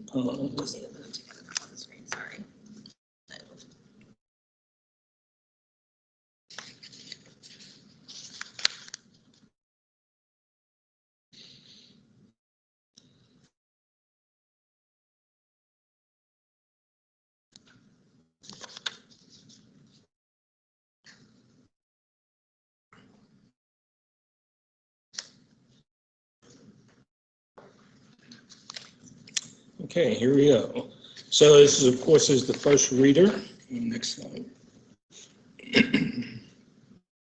And as you can see, we've highlighted the priorities. We believe that this policy goes to with 2, with actively recruit and retain and support qualified staff, 4, to effectively engage all stakeholders, and 7, to continuously work towards equity at all levels in implementing policies and practices. The goals here are to incorporate some board rules that were still around and were not part of the policies that would appropriately belong in any update to this particular policy. to comply with any current laws, all current laws, specifically around House Bill 984 regarding public employees, labor relations. We've added some definitions.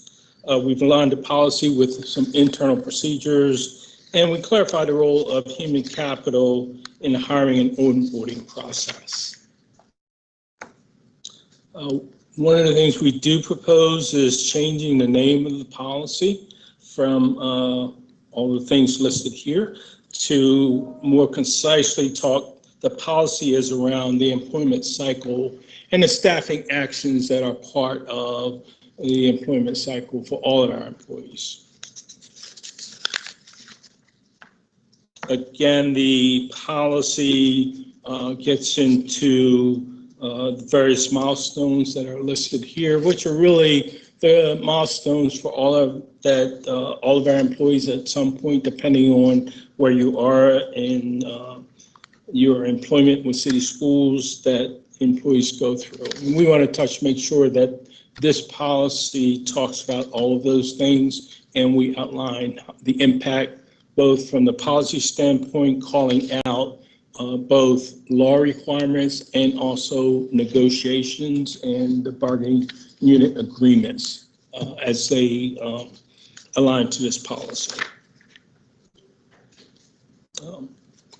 Again, this is the framework for the employment cycle. And we want to make sure that the importance of hiring and retaining qualified and diverse workforce in our goal to create a school system free of implicit bias and discrimination.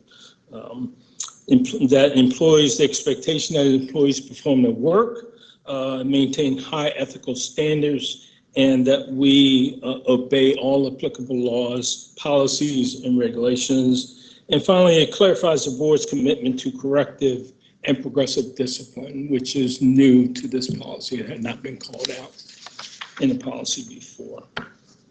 To that end, we have gone through and revised some of the definitions that are part of this policy. These definitions are spelled out. The specific definitions that are changed are spelled out here on this particular slide.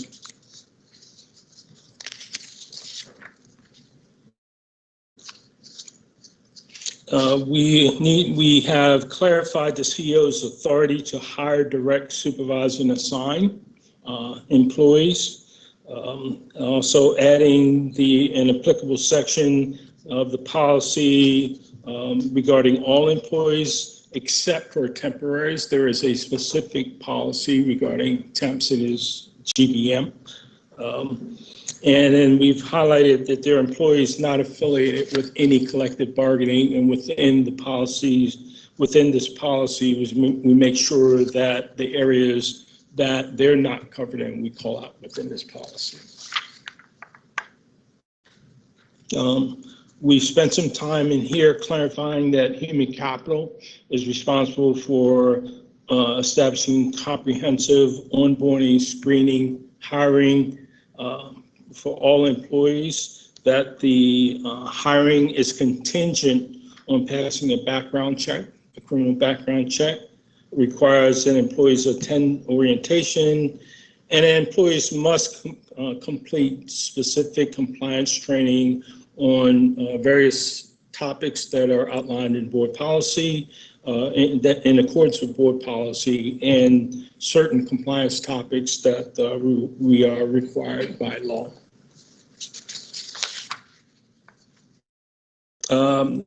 This is new here, that once employees are hired, they must report to human capital within 2 business days if they're arrested or charged with the crimes, certain crimes that include distribution of drugs, sexual offenses, child sexual abuse, or crimes of violence, because you cannot work in city schools if you are either found guilty of or charged with any of those crimes by law. And the self-reporting is required regardless of where the criminal activity occurred. It also requires that employees keep us up to date if regarding any disposition of the crime and or provide additional information that we may need to determine what the appropriate next steps are based on how the case is adjudicated. We do specifically call out in the policy corrective and progressive discipline, and I do want to emphasize it is about correction. First, we want to make sure that people understand what the requirements are, that and it will progress the discipline.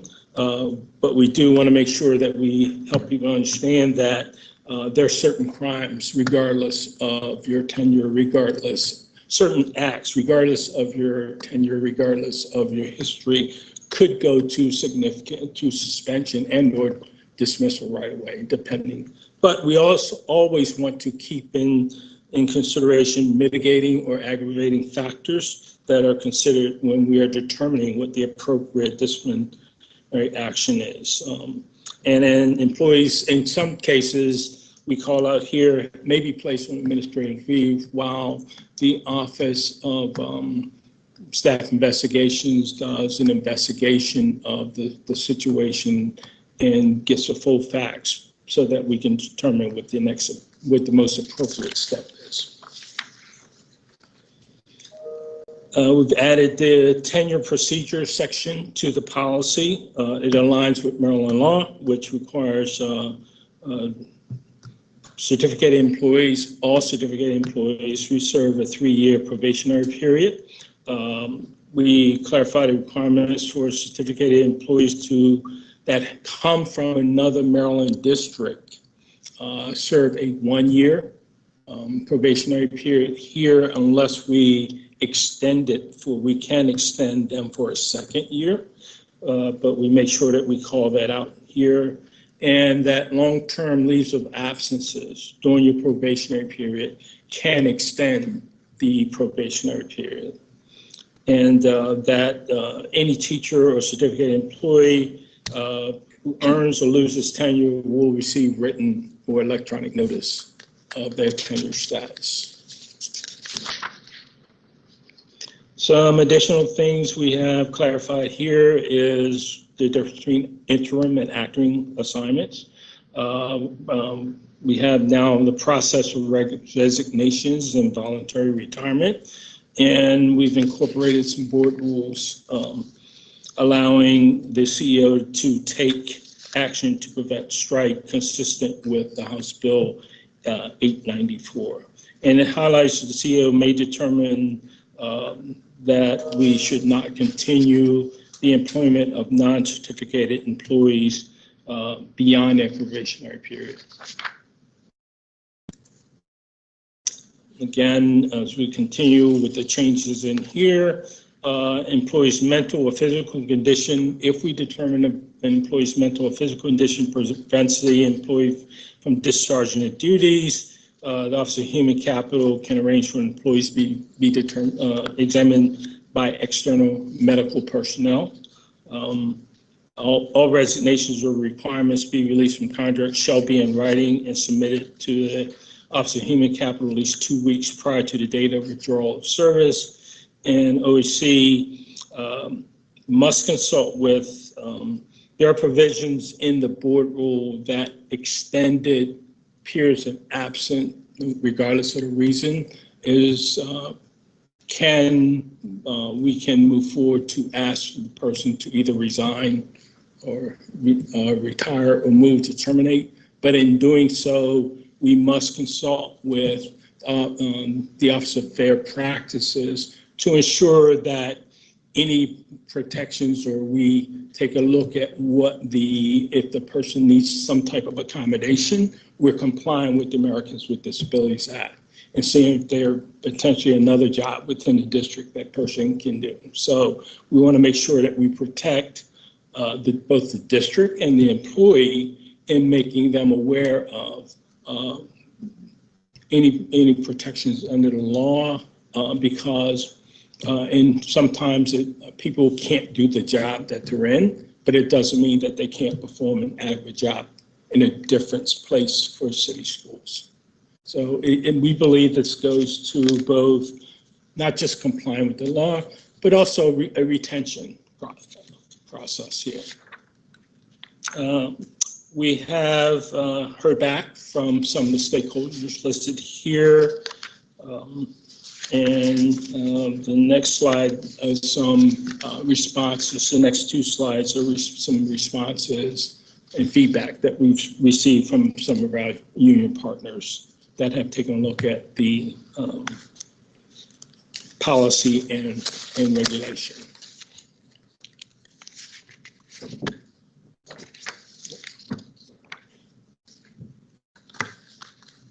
And I think that's it. I know it's a lot, but.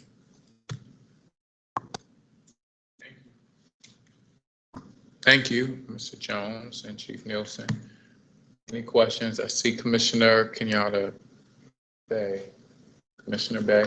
Yes, first of all, a lot of work went into this. I wanted to know about your collaboration with present existing contracts we have with employees. I mean, the level of informing, moving this policy forward, the level of cooperation or communication you had with the various negotiating units that represent the employees in Baltimore City Schools. Also, as we move this policy to, because this is a first reader, something bothered me, and it really did. It is I understand structure. I'm an old military guy. I'm, ex-Army, right? I know the need for structure, and I know the need to set boundaries. But a lot of this first reader sounds not inviting to me if I was wanting to sign up as an employee for Baltimore City. And because I don't see a lot of this policy also should need to have that side of it, that how do we support and build? I mean, I'm not so much on just all the punitive aspects of or the dangers or the pitfalls of being an employee, but how do we build our employees to be greater and stronger in that policy? How do we, make that a part of the policy and building people, because this is a way of industry now. I mean, this is, how do you build a person and not just constrict? And sometimes some of the language in here is rather constrictive to me. Okay, I'm not saying that, overall. And like I said, I understand structure, but I wanted to know, is there a way we can, as we move this into the second reader and all like that, how do we make it more palatable, more something? I want to be a part of that club sort of thing, And so that's what my input is. Okay, I hear what you're saying. We can take another look at it. I would say to you that the changes that we made in the policy and regulation, we sent copies to the union to have them and their attorneys look at it and provide feedback, and then took that under advisement. So we did do that. I would say a challenge is that we'll face in trying to figure out how to, present this in a way that feels more open and supportive in nature. Is a lot of the things covered in here are because of laws and very strict policies and regulations, and you must provide clarity around those things. But we can take another look at it and see if we can look at with regard to the specific components of it, how does that help us to build a better, more welcoming environment for our employees? there any other thoughts, questions? Commissioner Iblagi, I didn't Thank see you. your hand. I don't have a question necessarily. I just wanted to, note well, first of all, I agree with much of what Commissioner Kenyatta Bay raised, but just my extreme discomfort with, voting in any way to add language to policy that restricts the right of employees to strike. And I understand that this is not technically, something that we're controlling. This is just an update in consistency with the law. Just wanted to note that because, I felt compelled to say that because that caught my eye. And I would say to you, I understand that. I mean, I've worked with unions all my life, so quite a bit of time. I have the utmost respect for unions. I thank them for the wonderful benefits that I have and the holidays I have. But again, with the technical nature of this particular policy, by law in the state of Maryland, teachers cannot strike. That's just a fact. And we have to call that out, because if they do, then we would have to move to decertify them as a union, which would leave our employees pretty much without a union to advocate on their behalf. So again, it is that pull that we go through with this particular policy that's very technical, very law-driven, it's very specific in what's required. But I hear what you're saying. And that was something new that wasn't in here in the policy previously. It was a board rule that we've added. And so we had to call that out, and you have to be very specific about that.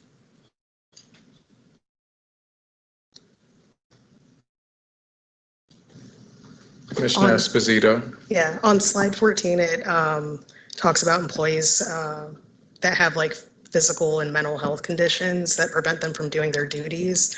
It says OHC shall arrange for the employee to be examined by medical personnel. Is that in addition to, like, if they were to provide their own documentation saying that they have this condition? So this is something we don't use very often. We always try to refer people to their personal physician, and because in that way, it is whatever's going on with them and their physician is confidential, and we always want to keep that confidential. But there are times where employees exhibit actions in the workplace that give concerns to their ability. And when you talk to them, they either do not want to get help, or what we believe they might need help for, or it is such that it creates a situation where they may present a danger to themselves or others, or not serve students appropriately within the workplace. So we have a way that we could then refer them to a third-party medical just to determine, is the person able to work or not? We do not want any diagnosis or anything like that. And if the answer is no, then with that, we can then say that you have the right to family medical leave or whatever leave that they have available, and you need to seek help with that. At the point that you are released by your personal medical, then come back and you come back to work. So it is a tool that's seldom used, but there are situations where we're not sure, and we're not doctors. We're not going to try and be doctors, and so but we need to be able to do that from time to time. And is that like a condition for them to continue employment? Say again, I'm sorry. Is that a condition for them to continue employment? Like if I were a person that was working and had that situation, like?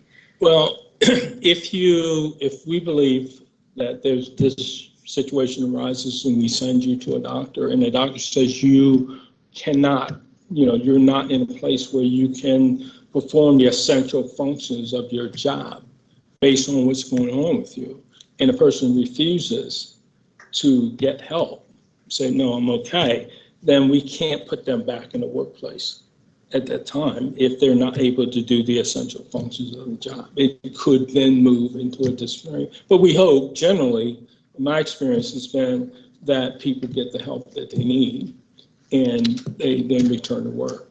And for the folks that don't participate, like, are there any conversations that you all are having about? Commissioner Esposito, can you speak up more into the mic so we can all hear? Like, so, sorry. Are there any conversations that you all are having around like stigma with mental health resources? Because I mean, that can be a challenge to get people to participate.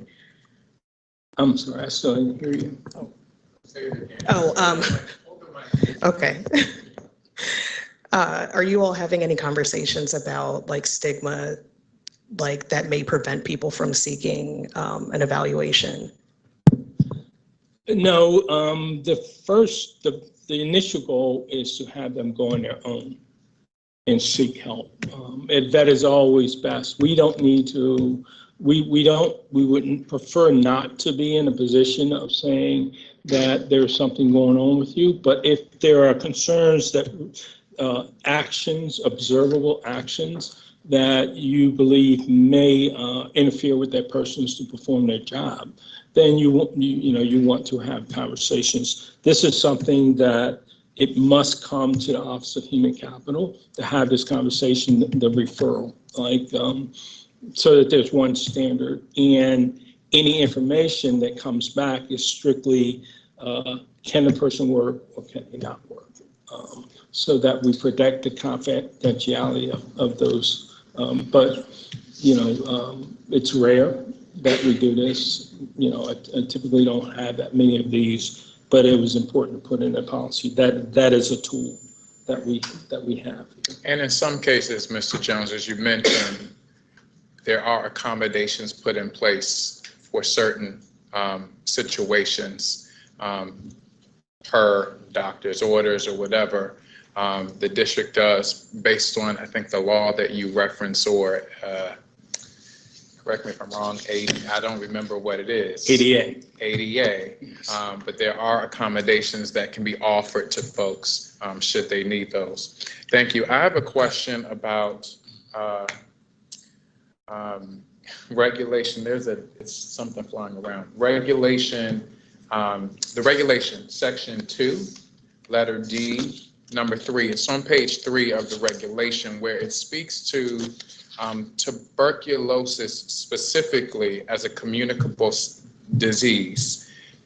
Just for, out of curiosity, why is that named here and no other potential communicative disease that could impact the workforce? Just a thought, because it's named in the policy regulation proposal. So I'll get further clarity on that, but I believe that was recently changed. We used to have to do TB tests on everyone, and that's a change in the law. But I'll get further clarification on that for you. Thank you. I'm just, Chief. The change was informed by the city health department that told us that based on TB levels in the Baltimore population, we no longer needed to test school-based staff or district office employees. So this is, I think, a historical artifact that tuberculosis specifically is referenced. Reference to the point that it should make policy the regulation. Okay, I was just curious. Thank you. Commissioner Bay? Yeah, I just have one more thing to add on the same theme of helping and building. A lot of my colleagues, when I was in the classroom not too long ago, really felt as though that administrations or higher ups or whatever were not cognizant of their mental states as they were dealing with problems and readjustments, etc. And some felt as if, and I'm not saying this was fact, but they felt as if there was a level of persecution. Are the protections in this policy for employees, for them to find the protections from some of the, I guess, some of the things that they found where people don't understand some of the problems that people confront instead of, and that's one of the areas you might want to take a look at of how do you support, because a lot of times we don't have the information to support, and it comes off almost confrontational in certain areas and so I want to know how we build that up in the policy, and that's all I wanted to throw out there because I hear it too much. I heard it too much, and we have to be cognizant of how our employees exist as people. Not just we need a body, we need a person. Thank you, Commissioner Bay. Now, are you speaking specifically to the dismissal of a staff person as it relates to? No, not specifically. I've seen this. This is not just a instance. This is not a single instance. This is a reverberation that I've heard within this environment of people not feeling as though in the structure they were not recognized as individuals going through things, dealing with things, trying to survive in a structure, and sometimes they felt as if the structure was kind of built against them instead of built for them. And I want to make sure that if we put a policy out there that states, well, this is what happens if you do this, and this is what happens if you do that, well, maybe, this is what happens when you do this, and take it in the opposite direction. If you say, I am protected from, I don't want to use the term, from a lack of understanding from higher ups, how does this policy protect our employees? How do they protect our teachers and our workers? How does it protect, I know there's a whole organization that does that, but it can take a lot of weight off of a lot of people's plate if we do that here before it has to go to another level. And so I just wanted to throw that out there because I think it's very important, because a lot of my colleagues a lot of times expressed to me that they did not feel is that they were dealt with as people because of the structure, which is not necessarily another person, it's just a structure. And so as we're looking at the revamping this policy, we have to look at how this policy really does build our employees, make them want to come here, make them want to be a part of this party, okay? That's all I have to put out there. Yeah, I would say to you that while I don't believe that what you're specifically referencing is a part of this policy, there are other places, specifically as we look at attendance and we look at, we are pushing as an organization to make people aware of our Employees Assistance Program and just talking and getting people to use that because it is very confidential. There are a lot of resources there. I think it is very much an underused benefit that we have that I think gets to the root of some of the issues that you talk about and just helping people, because by using that and making people aware of, the leaves and the family leave policy that they have available to them, we don't get to the corrective discipline, the corrective action part of it. So there are other places that we push and make sure that we talk to people and understand what's going on with them and refer them to other tools that we have in the toolbox that are not specific to this policy, so that the one place in this policy that I think, gives you pause, and that's talking about progressive, we don't get to that. Thank you for that.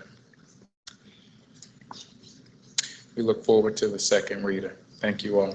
Thank you. Are there any committee reports, operations? There was a meeting held on June 20th. Is there a report from the Operations Committee? There is not a report for the Operations Committee. Chair McFadden. Thank you, Vice Chair Roberts. Is there a report from the Policy Committee, which met on June 20th? Commissioner Sally? There is not at this time. The two items that were brought forth tonight came out of our recent policy committee meeting, but we'll have an update for our August 24th meeting. Gotcha. Thank you so much. Special public board meeting of the board will be held virtually on Tuesday, August 8th at 9:30 a.m. And I want to just take a moment to just thank the board for being as prepared as you were for tonight's meeting. This is a summer, we're not on recess like a lot of other school systems are, their boards, but there is still work that has to happen. For example, generally procurement items flow through our committees, and in July they did not. They came to the full board. Thank you all for doing your due diligence. And as always, if you have questions about specific things or specific items, please send them in to the school board office, especially during this time, so that we can be even more prepared for our meetings to come. The Policy Committee will meet virtually on Tuesday, August 15th at 4:00 p.m. The next executive session of the board will occur on Tuesday, August 22nd at 3:00 p.m. We will meet in public session that same day at 5:30 p.m. There's something else that we're doing at 4:00 that day that commissioners should be present for. It's a celebration. And then Tuesday, September 5th, the Teaching and Learning Committee will meet at 3:30. We want to say happy belated birthday to Commissioner Esposito, who celebrated a birthday in July, along with her child, Benny, who had a birthday 2 days ago, yesterday. So we want to wish them a happy birthday. We will meet after the CEO's birthday, which is coming up next week. I believe it is August 3rd. And then Commissioner Roberts has a birthday in August as well. So we just want to take some time to celebrate those moments because we're human and we're in this work together. Is there a motion to adjourn? Thank you, Commissioner Slater-Harrington. Is there a second? Second. Thank you, Commissioner Bay. All in favor, please answer by saying yes. Yes. Any opposed? Hearing none, we are adjourned. Thank you, everyone. Have a great evening.